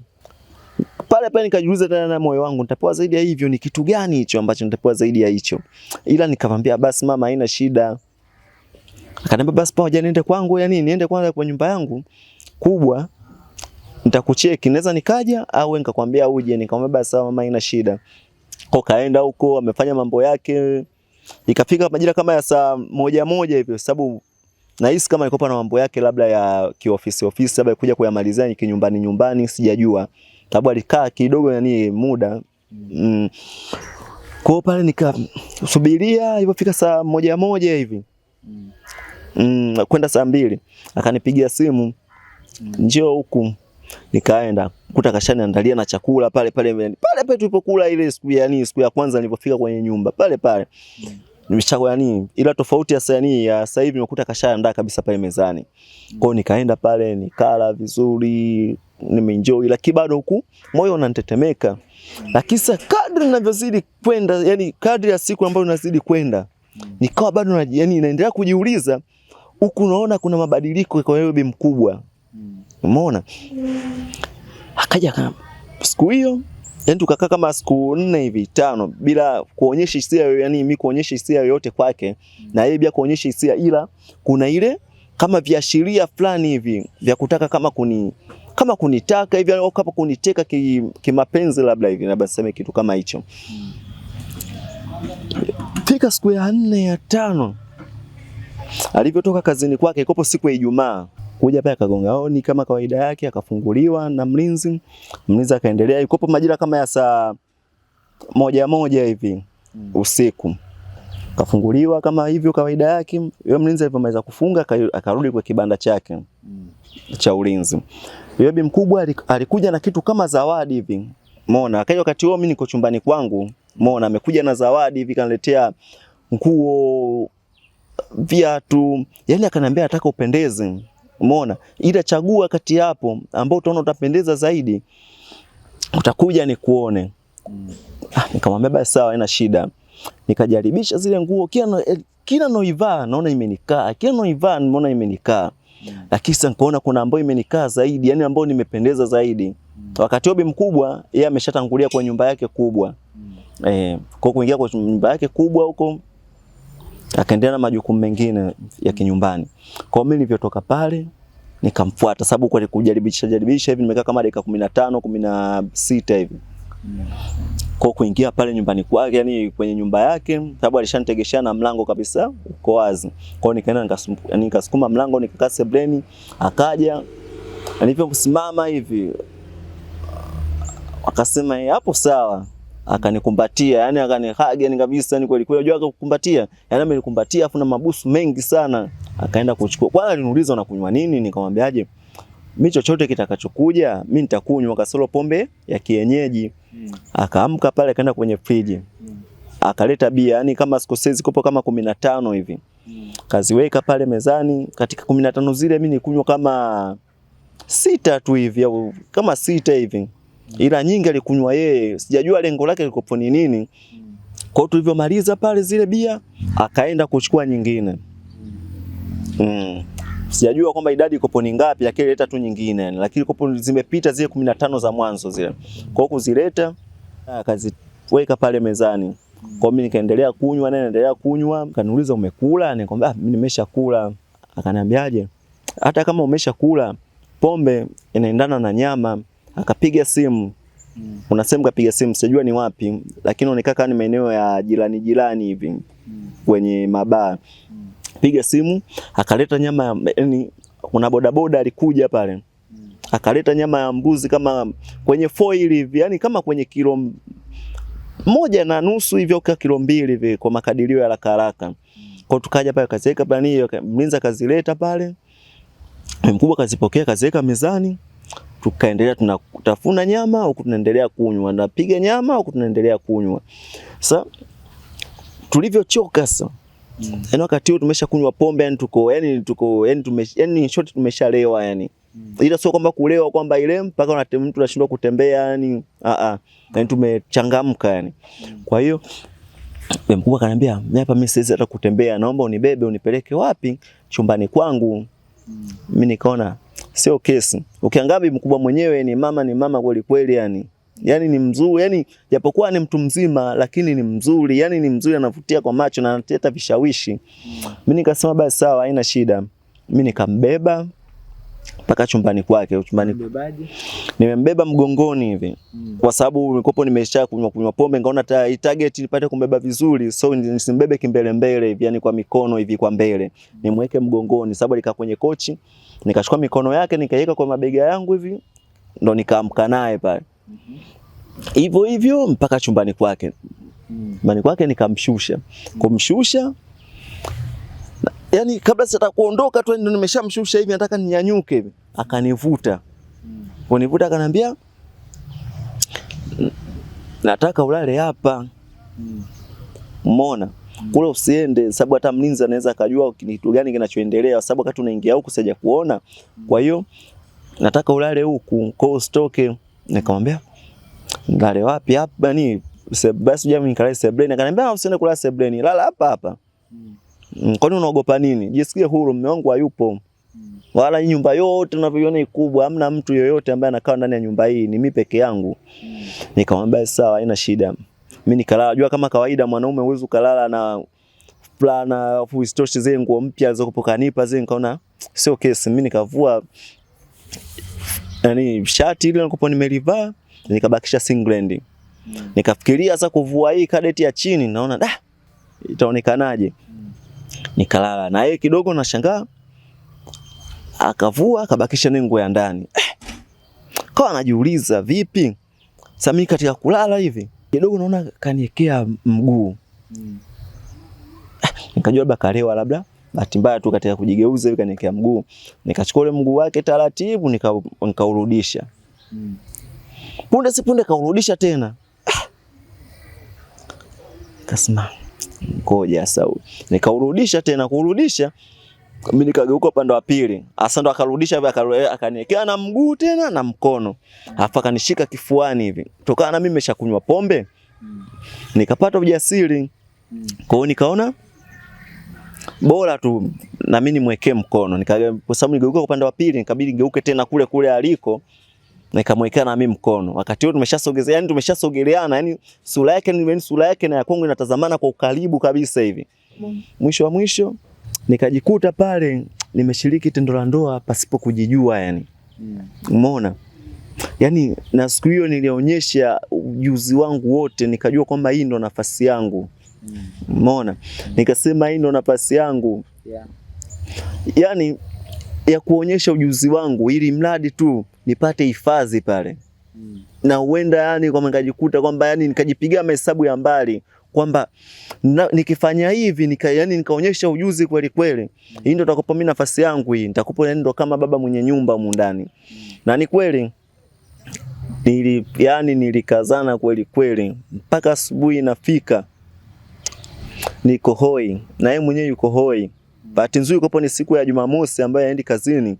Kwa hiyo haijakopo yani yeye kuamka mapema kama anavyoamkaga. Kwa hiyo tukakaa, yule mdada wa kazi alikuja. Kabla hajaja mdada wa kazi, mimi nilipoamka nimeenda kuoga pale bafuni kwake. Mimi nikatoka na akawa amenipa hongera nyingi sana. Asante zikopo nyingi. Umeona? Baada ya kuonyesha ujuzi usiku huo.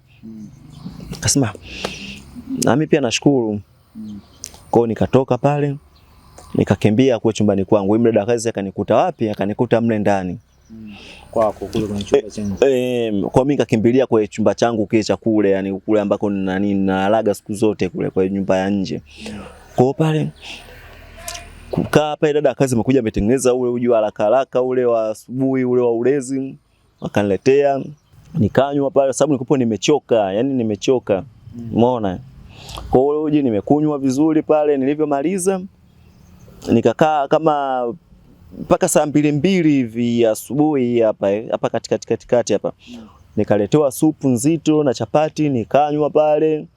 Nilipomaliza ile supu tu nikaenda nikaoga tena kwa mara ya 3 hiyo tena. Yani siku hiyo nimeoga karibia mara 3 yani. Sababu mwili wangu uko yani nimechoka yani. Unajua? Kwa hiyo nikaenda kuoga tena nikajifuta maji nikalala. Kulala yule bibi mkubwa akaja akanipigia simu. Akaniambia vipi? Nikamwambia nimelala hapa. Umelala? Mimi mwenyewe ndo natoka kuamka sasa hivi, lakini kila nikilala bado naona kama vitu tuko wote. Akaniambia sasa hapo sikiliza. Hapo jiandae uamke. Hapo yani muda ulishasogea hapo, tulikuwa tunaendea kama saa 6 hivi. Leo tusile chakula cha hapa nyumbani, nataka tutoke outing. Nikamwambia haina shida, kuanzia sasa hivi wewe anza kujiandaa hapo. Tutoke. Nikamwambia basi poa, haina shida. Kwa hiyo mimi nikajiandaa pale, nikashajiandaa, akanipigia simu shamaliza, nikamwambia mimi tayari niko na kusikilizia wewe tu. Poa, toka kwenye gari. Akatoka. Kwanza alianza kufika kwenye gari. Mimi nikaja hapa nikafungua mlango. Fika pale sitaka kukaa siti ya mbele. Kwa hiyo mimi nikaenda nikaa siti ya nyuma ili mradi nimzugishe yule mlinzi na yule mdada wa kazi pale nyumbani. Kwa pale nilipotoka pale getini, mlinzi akafungua pale, sisi tukatoka, akanambia hapa nafikiria twende kibao kwenye mnada wa mbuzi yule pale tukale. Nikasema sawa be mkubwa, mimi nakusikiliza wewe tu mama. Kwa hiyo tukatoka mpaka kibao, fika pale kibao, tukaingia mnadani pale tukatafuta meza yetu ya pembeni hivi yani. Mkubwa alinunua mbuzi upande mzima, yani mbuzi katikati yani. Ya kuoka, ile nyama ya kuoka labda niseme hivyo. Kwa kaokwa pale vizuri nini na pilipili na kaugali kadogodogo tu yani hivi kama cha kushare, sio kwamba kila mtu na kwake, cha kushare ni wakati yeye nyama ilipokuja imewekwa kwa beseni, ubalo wa mbuzi yani unajua katokatwa vina nini kwenye keki kama kinini kama ile kisinia kile kimejaa ni pesa tunakula. Sasa watu ambao walikuwa wanapita pita pale wanatazama kiasi gani tuna enjoy pale. Kwa tumekula. Tukaendelea, yani tunakula huku tunakunywa, tunakunywa. Yani pombe kama kawaida yetu yani. Imefika mida hivi kama majira kama ya saa 11 hivi jioni au kuendea saa 12. Akaniambia turudi, lakini mimi sijapenda kama turudi nyumbani. Umeona? Kwani tusitafute lodge nzuri tukapumzika tukafika nyumbani kesho ambayo ni Jumapili hiyo sasa. Nikamwambia haina shida bi mkubwa, lakini sasa akaniambia usiniita bi mkubwa bwana, niita ta baby. My love. Yani yeye majina fulani hivi yani ya kuchagiza upendo yani. Nikamwambia basi mama, yani haina shida. Kwa ile jina la mama ni labda nimuitie nikiwa maeneo ya pale nyumbani kumuita bi mkubwa. Kwa hiyo kitu tukiwa tuko wenyewe hivi yani hilo hamna. Kwa hiyo akaangalia kwenye simu yake, sababu mimi nilikuwa natumia simu lakini ni ya kawaida yani niseme labda viswaswadu hivi. Yeye akaangalia location pale guest gani nzuri, yani lodge gani nzuri ambayo inaendana na hadhi yake, sababu wewe mama ana hadhi yani hawezi kwenda kulala kwa vibanda umiza hivi, hapana. Akaja kuona kuna lodge moja ambayo iko ni nzuri yani. Kwa hiyo tukaenda hapa tukaangalia kwa location hivi na hivi, baba yani ikatuongoza fika mpaka pale. Sababu ile lodge ilikopo ina vyumba vya aina tofauti, kuna vya shilingi 25,000, 30,000 mpaka shilingi 70,000. Umeona? Sababu mkubwa akaangalia akaona bora tulale kwa nini, sababu ni siku moja tu. Haina shida, tulale cha shilingi ngapi? Cha shilingi 70,000. Kwa kalipia pale tukalala. Umeona? Ila kwa gari yake kuna hizi pombe hizi ambazo zinakopo kwa niseme bucket yani kuna zile pombe ambazo zipo zile ambazo yani alitoa bucket moja hivi. Akaenda nayo tukawa tumeshuka nayo kwenye ile gari. Wakati huo yule mhudumu wa pale guest akawa anatuelekeza kwamba nendeni kwenye ile pale room pale ndo ya shilingi 70,000. Kwa tukaenda pale vizuri tukaangalia ndani mazingira yako vizuri. Basi poa. Kwa hiyo ina maana hapo iko tena yani sifichani naye yani wewe mkubwa yani. Kwa hiyo yani ina maana meza nikavua nguo mbele yake, akavua nguo mbele yangu, yani ni kitu cha kawaida tu yani. Kwa hivyo kutoka pale mimi nikaingia moja kwa moja kwenda kuoga. Kuoga kaja nikajifuta maji naye akaenda kuoga. Basi toka kama hivyo tukakaa pale. Sasa unajua hata tushakopo kama vile yani ni kama yani nikasemea labda tumeshakuwa kama mke na yani mume na mke yani, japokuwa yeye na mume wake. Lakini kwa wakati huo nahisi kama mimi niko kama vile ndo kama mke wangu, sababu nilikuwa sina mahusiano na mtu mwingine aina yoyote, na yeye alikuwa hana mahusiano na mtu aina yoyote. Umeona? Kwa tukalala pale tukafanya mambo yetu kama kawaida. Kwa hiyo asubuhi ilivyofika nilipopanda kwenye gari yake bibi mkubwa mpaka nyumbani.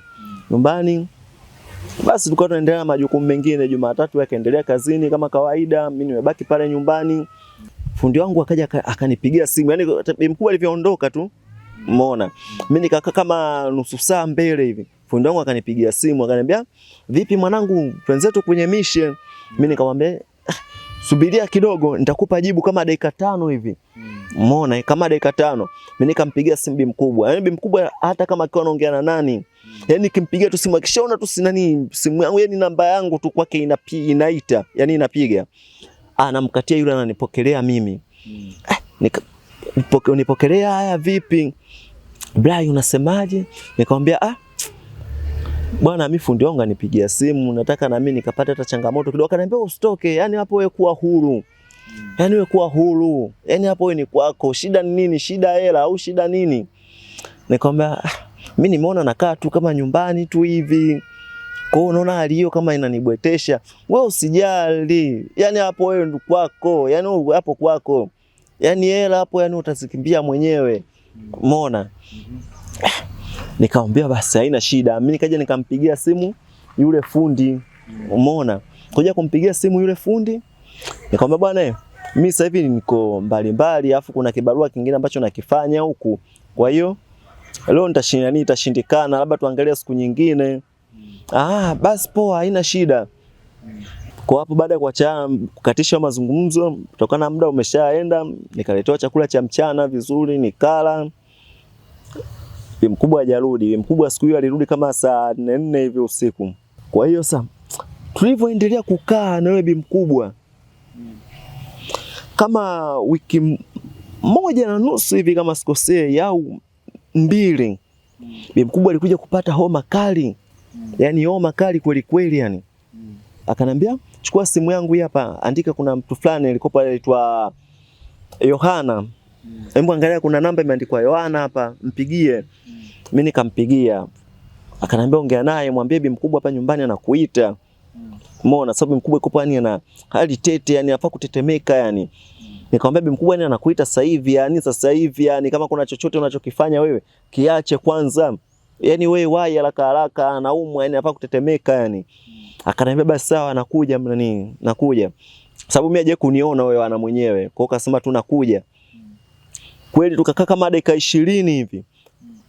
Mlinzi nasikia aone tu huko, mlinzi akaja pale. Yaani huyo Yohana akamfungua, yani mlinzi akamfungulia huyo Yohana kaingia na gari yake mpaka ndani.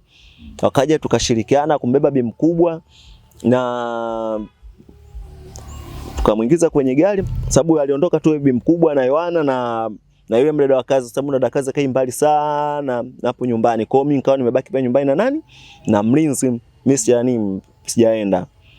Kwa hiyo alipofika kule hospitali, wenyewe wakapima, mimi sijajua kwamba ni ugonjwa gani, sababu taarifa zote za huko hospitali mimi sina kwa wakati huo. Kwa hiyo wakakaa hapo, ilipofika asubuhi, sababu alipelekwa usiku, ilipofika asubuhi akapiga simu yani bi mkubwa. Piga simu akanielekeza hospitali ambayo yupo. Nikafika pale hospitali nikamwona bi mkubwa, kweli kaekewa madrip pale. Kwa nikampa pole vizuri, akasema asante. Nikamwambia bi mkubwa, unaumwa na nini? Akanambia malaria na UTI kali. Yani UTI kali kweli kweli yani. Umeona? Hivi baada ya muda tu, yani kabla sijamaliza maongezi vizuri, daktari akaja akasema muda umeisha kuona wagonjwa. Nikamwambia kwa hapa hadi saa ngapi? Akanambia njoo hapa saa 6. Umeona? Mimi nikasema basi poa. Nikamuaga pale bi mkubwa vizuri fresh hivi na hivi. Nikaondoka. Kurudi nyumbani mchana. Yaani kwa majira ya tamba nini niliwahi, sababu waliponiambia njoo saa 6:30 mimi nenda. Nikafika hapo kwa saa 5 hivi. Kwa hiyo nikakaa pale. Ilipofika huo muda mimi nikaingia pale, nikapata wasaa mzuri wa kuweza kukaa naye. Tukapiga story 2-3 hivi na hivi. Fresh. Kwa hiyo akaniambia haina shida, sababu daktari hapa akaniambia mpaka jioni naweza nikapewa ruksa. Kwa hiyo wewe kuwa na amani. Nikamwambia basi haina shida. Kwa hiyo huo muda tena wa mchana ulivyoisha, mimi nikarudi nyumbani. Kurudi nyumbani akampigia simu yule Yohana. Kwanza alipopewa ruksa pale akatajua na bili yake akalipa. Akampigia simu Yohana akamfuata pale akamchukua akamleta nyumbani. Akaingia paka pesa Sebleni akasema nataka nikapumzike. Kwa hiyo tukampitilizia moja kwa moja mpaka chumbani kwake, akaenda kupumzika. Akaniambia na vitu vyangu nimevisahau. Akanichukulia kwenye gari.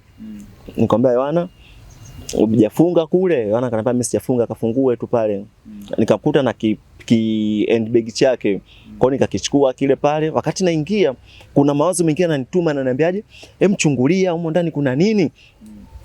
Mimi nikafungua kweli kuangalia majibu yani anaumwa na kitu gani, kwamba ni kweli UTI na malaria jinsi alivyoniambia au kuna kingine. Kuja kuifungua ile taarifa ya daktari, kaja kukuta wewe mama ni mwathirika. Mimi nilipoingia tu pale ndani nikampa dawa zake. Mimi nikawa wakati huo sishikiki tena, naona kama vile nimeshachanganyikiwa na mimi yani. Nikataka kwenda kuchukua nguo zangu, kaniambia vipi Michael vipi Blai umeshikwa na kitu gani? Nikamwambia hamna. Ipo sawa tu. Yohana kaniambia labda kweli hayupo sawa, labda ana mawazo unavyoumwa. Yohana basi pale kaaga akaondoka. Sasa mimi Sijataka tuna kukaa naye pale karibu sababu dada kazi siku hiyo alilala alivyorudi, alilala mle ndani. Mimi nikarudi kulala kwangu. Asubuhi yake nikaenda kumwangalia. Mama vipi be mkubwa anaendeleaje? Poa fresh. Akaniambia hivi, nikamuuliza hivi unaumwa na nini? Akaniambia UTI na malaria. Nikamwambia naomba karatasi yako ile ya daktari. Naye akashikwa kama na mshangao hivi. Nikamwambia unashangaa nini? Naomba na nini? Hiyo karatasi lako. La nini? Naye akaanza kama kupanic fulani hivi. Mimi nikamwambia poa. Mimi nikatoka mpaka hospitali. Mimi kama mimi. Siku hiyo. Kaenda kuja kupima na mimi nimejikuta nimeshasirika. Nikamfuata. Nikamwambia bibi mkubwa, tuende wote hospitali. Mimi siendi.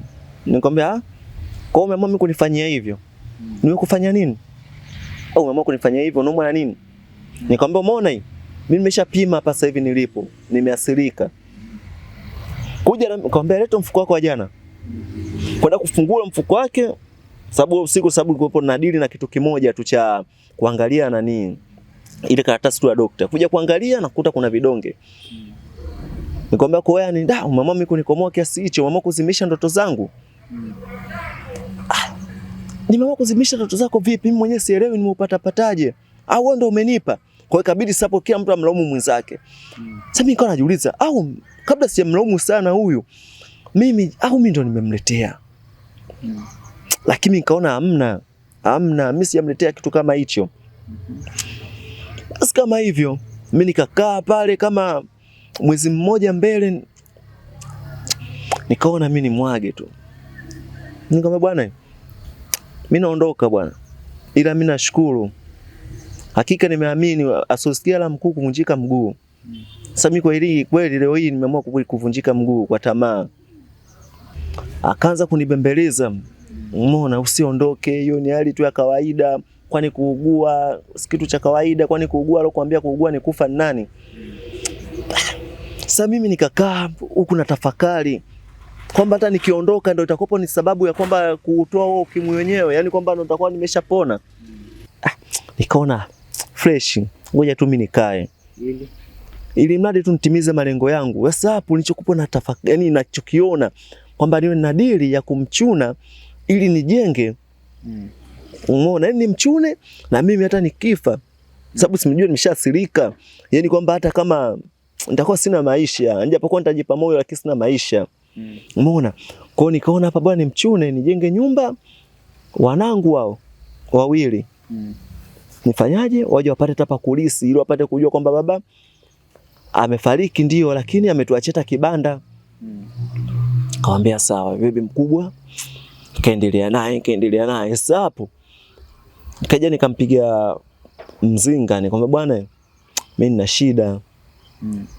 Umeona? Sababu kopa ananipenda vile vile, yani pamoja na hayo lakini kopa ananipenda. Kwa mimi na nini? Na shida. Nahitaji msaada wako. Kaniambia sema tu. Kwamba bwana mimi nina shida na kama milioni 53 hivi. Akaniambia ya nini? Nikamwambia mpaka mtu anakuja kukuambia kitu kama hicho, unajua ni kweli ana shida. Basi sawa, haina shida. Akaniambia nipe kama siku 5 mbele hivi. Nikamwambia sawa, mimi hata katika siku 5 hizo mimi nitakuongezea 5 nyingine ziwe 10 usijali. Sababu hicho chenyewe kina haraka lakini sio haraka ya hivyo. Kwa tukakaa siku hiyo. Siku 10 yani siku 5 zilipofika hakika kwa alikuwa ana ahadi ya kizungu.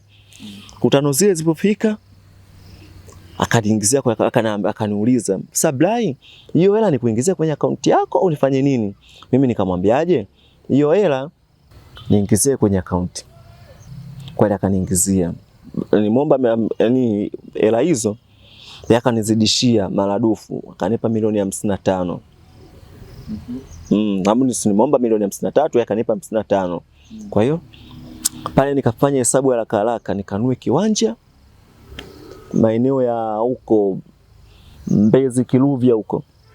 Kaenda nikanunua kiwanja.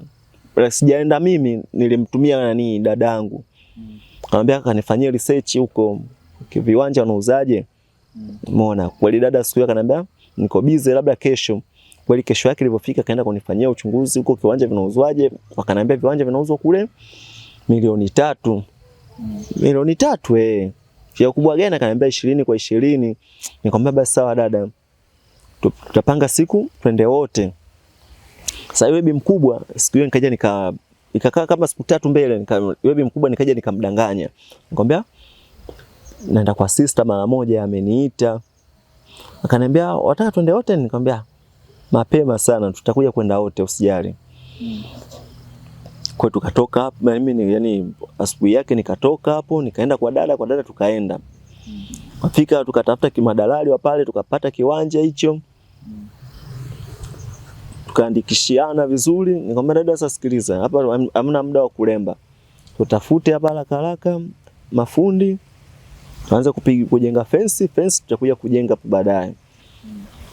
Akaja kweli siku hiyo dada kaangaikia, ngomba sasa dada, jukumu hilo la kwako la kusimamia. Dada hakika alikuwa ni mwaminifu kwangu. Kwa kanitafutia au mafundi vizuri. Ile hela dada nimkabidhi kama milioni ya 45. Hiyo nyingine nikawa nimebaki nayo kwanza. Kumpa hivyo dada kweli alitendea haki, akajenga vyumba 3 na seble. Kila chumba kimoja ndani kina choo ndani, vyote vyumba vyote 3 vina master ndani. Kwa hiyo nyumba ikaja kaisha, hela ikaja kupelea kwenye plaster hivi yani na usafi wa ndani. Kwa hapo tukaja kaja dada, mimi nikafikia hapa na mtoboaje tena ubi mkubwa huyo. Umeona? Juzi tu nimemtoboa hela hiyo. Yani nje nimtoboe tena hivi karibuni, nikaona ngoja nimfutie pumzi kwanza. Nikaendelea. Sasa akaja kapatwa tena na maradhi makali. Yaani na maradhi makali kweli kweli yani. Kama ugonjwa wa kwanza ule UTI na malaria, ila kwa awamu hii imekuja kuongezeka tena na figo zilifeli. Katika figo kufeli kutokana na unywaji wa pombe kali. Figo zilifeli, akakaa baada ya muda kama wa wiki kama 3 mbele hivi. Umauti ukamfika. Umauti kumfika, mume wake akapata taarifa. Mume wake alivyokuja, na mimi sasa nilipomuona kwamba ameshapewa taarifa, kwamba mume wake kashapewa taarifa, mimi kaona sina changu, kichobaki hapo ni kufanyaje?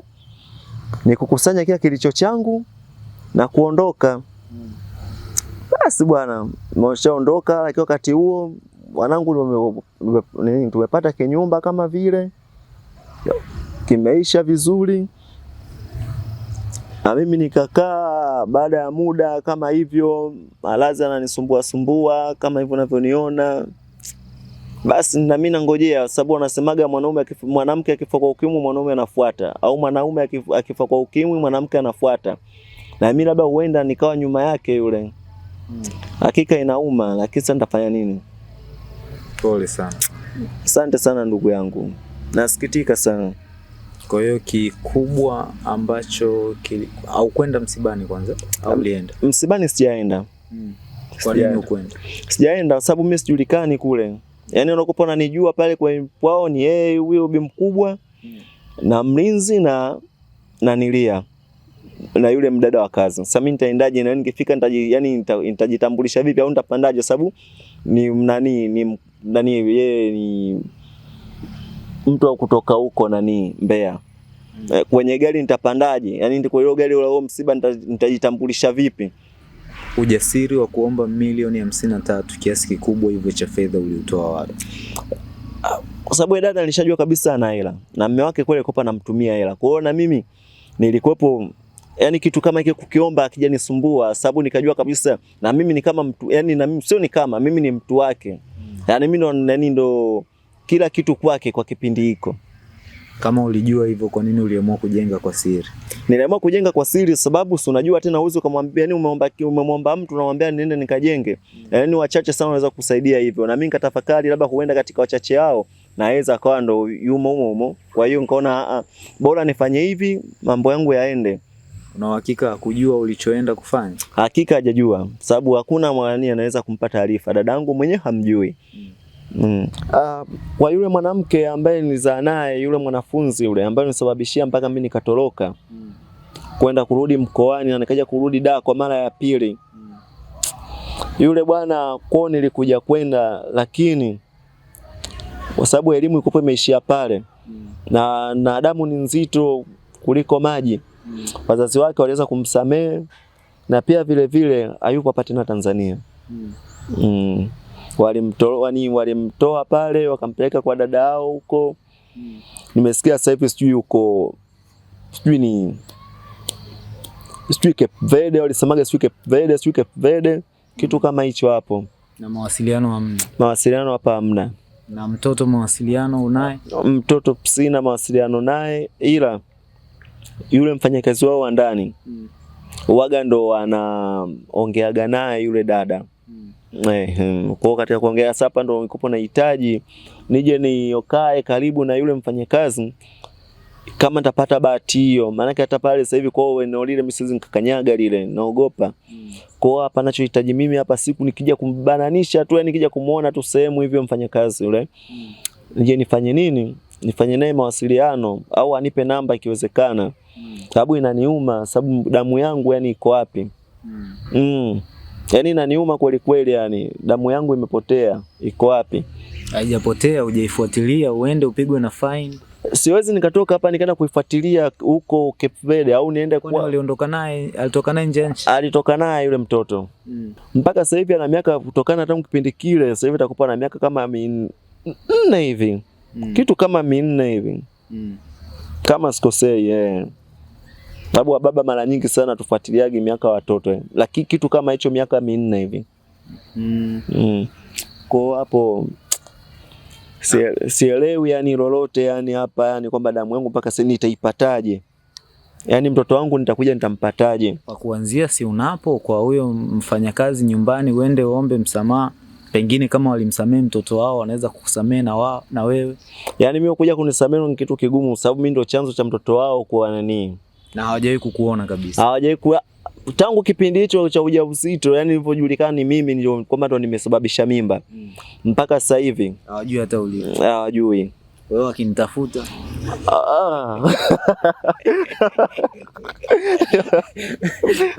Sawa, mimi mwenyewe sijui unapokaa bwana. Sisi tumekutana tu kama hivi. Sasa swali lingine, yule ambaye wa mara ya kwanza yule ambaye alikuambia mtengane, vipi sasa hivi anaendeleaje na mnawasiliana pia kuhusu malezi ya mtoto? Yani nakwambia mjomba, yani kama vile yani nimeingiwa tu na balaa yani. Hata yule wa mkoani kwenyewe sina mawasiliano naye. Yani mimi nipo kama baba mpuuzi au kama baba mpumbavu. Sina hata mtoto mmoja na nimeshapata janga kama hili. Na sitaki na mimi tena kuanza kuteketeza yani jamii ya watu ambao hawana hatia. Kwa hiyo hapo ningempata, yani hapo ninachokiomba mimi nimpate tu mwanamke ambaye ni mwasilika. Kama atakubali kuishi na mimi basi sawa, lakini siwezi kutafuta mwanamke ambaye hajasilika na mimi nikamteketeza. Hapana, ni kitu ambacho yani itakupo ni dhambi hata kwa Mola wangu. Kwa hiyo ninachokiombea tu kwa Mungu, kama damu yangu nitafanikiwa siku kuja kukutana nayo, basi inshallah. Ila kama ndio itakupo ndio hivyo imeshapotea, basi hamna namna ndugu yangu. Sababu hamna namna. Unachokiamini ndio kinachokuwa. Unaamini imepotea au unaamini siku moja utaipata? Huyo alikopo Tanzania na imani naweza nikampata, lakini ambaye huko nje ya nchi huko sijui. Labda tuendelee kusubiri kudra za Mwenyezi Mungu. Kwa sasa hivi unawapangaji? Sasa hivi huko na wapangaji. Maisha yanaenda. Huko nimepangisha nyumba nzima huko. Basi ndo kama hivyo. Na sasa hivi unajishughulisha na nini? Sasa hivi mimi shughuli zangu ndo kama hivi ndugu mtangazaji. Umeniona hapa, kitakachotokea mbele yangu ndo ajira yangu. Yani sina ile ajira permanent yani. Na una mpango wa kufanya kitu gani zaidi? Sasa hivi kama ukipata fursa. Sasa hivi kama endapo itatokea mimi kuja kupata fursa, ni kujipanga sehemu iloteleza, basi niangalie upya. Maana sasa hivi siku zangu ninazoona ni za kuhesabu. Sababu ukishapata ugonjwa mara nyingi sana siku za kuhesabu. Nimekwambia mwanzo unachokiamini ndio kinachokuwa. Mimi kuna watu ambao tangu kipindi nakuwa nimesikia wana huo ugonjwa na wenyewe wamethibitisha na wapo mpaka leo. Kwa hiyo ukiamini kwamba siku ni za kuhesabu, manake wewe mwenyewe unaanza kujipunguzia. Kama unatumia sasa hapa niwe mshauri, si ndio? Kama unatumia dawa tayari, najua unakutana na watu tofauti, si ndio? Wanakuelekeza, wanakushauri pia vitu vya kufanya. Hilo lipo au hujakutana na watu wenye muda au umri mrefu? Hiyo ni kila ninapoendaga hospitali kwenda kuongeza dozi au kuchukua dozi, waga nakutana na wahanga wenzangu, labda niseme wahanga. Kwa vijana nakutana na vijana wa kike, vijana wa kiume, wa mama. Wote waga napeana tu ushauri na story 2-3, lakini hii ni kujipa moyo tu, ni kilio cha samaki. Yaani ni kujipa moyo tu kwamba haujawahi kukutana na mtu ambaye ni mhanga wa muda mrefu? Au sijawahi kumjaji, ni mtu zaidi tu kukutana pale. Unajua mkishakutana pale wote si mnajua kabisa lenu moja, lakini yani kumnani mtu kwamba wewe mwenzangu umepata mwaka gani? Hapa. Ulishawahi kukutana na mtu ukashangaa kwamba hadi huyu? Kwa bahati mbaya sichukui dawa mtani kwangu. Yani waga nachuaga yani sehemu nyingine kabisa huko. Sawa. Neno la mwisho kwa vijana umewashauri, lakini pia kwa watu wengine pia ambao nao ni waathirika, na hata kwa aina ya kina mama wa aina ya mama huyo ambaye yalikusibu haya. Kikubwa anachoweza kuwasihi wenzangu, aidha ni wakubwa wangu, ni wadogo wangu, ni mama zako, kwamba bora mtu uwe wazi. Kwamba bwana, kama umejua kabisa umeathirika, na kuathirika sio lazima na ukimwi tu, yaani ukiwa na ugonjwa wowote wa zinaa, ni bora mtu uwe wazi kwamba bwana, mimi niko na wewe, lakini na 1 2 3, japokuwa ni vigumu sana watu kuweza kuongea kitu kama hicho, lakini bora mtu umuelekeze wazi bwana, ili kusudi mwenyewe alete ubishi wake kutokana na tamaa zake. Basi ndo likamkuta la kumkuta. Lakini kiukweli kufanya hivi kama kusudi unamjia mtu na nguo za mitego, unamtegea mtu, unamshawishi mtu, kumbe una gonjwa lako ataka kumkabidhi mwenzako, si vizuri na si jambo jema hilo hapo kabisa. Na huyu mama uliishi naye muda gani? Huyu mama nilikaa naye hivi kitu kama mwaka na upumbavu hivi. Kama mwaka na kidogo yani niseme. Sawa. Mimi nikupe pole, nikushukuru kwa kushare nasi historia ya maisha yako. Asante sana ndugu yangu. Sawa, nikushukuru sana mtazamaji na mwanafamilia wa Tiki TV ambaye umekuwa nasi kuanzia mwanzo hadi hapa tunapoelekea kutamatisha mahojiano haya. Mazuri tu ya bebe, mabaya tu ya bwage. Sina la ziada. Naitwa Kelvin Shayo, na nikukumbushe tu kila sekunde moja ina thamani kubwa zaidi katika maisha. Hakuna muda wa kupoteza. Bofya subscribe kisha alama ya kengele. Tuwe familia moja. Tiki TV, kiakili zaidi. Weka maoni yako hapo kama una chochote unachoweza kumshauri ndugu yetu. Anaitwa, umesema ni Michael? Michael, lakini alijitambulisha kwa jina la Brian, na sijui kama ilifika mahali yule mama akajua kama unaitwa Michael. Ilifika hatua hiyo au haikufika? Hapana, hiyo kupo ni siri yangu tu. Anajua tu ni Brian. Sawa.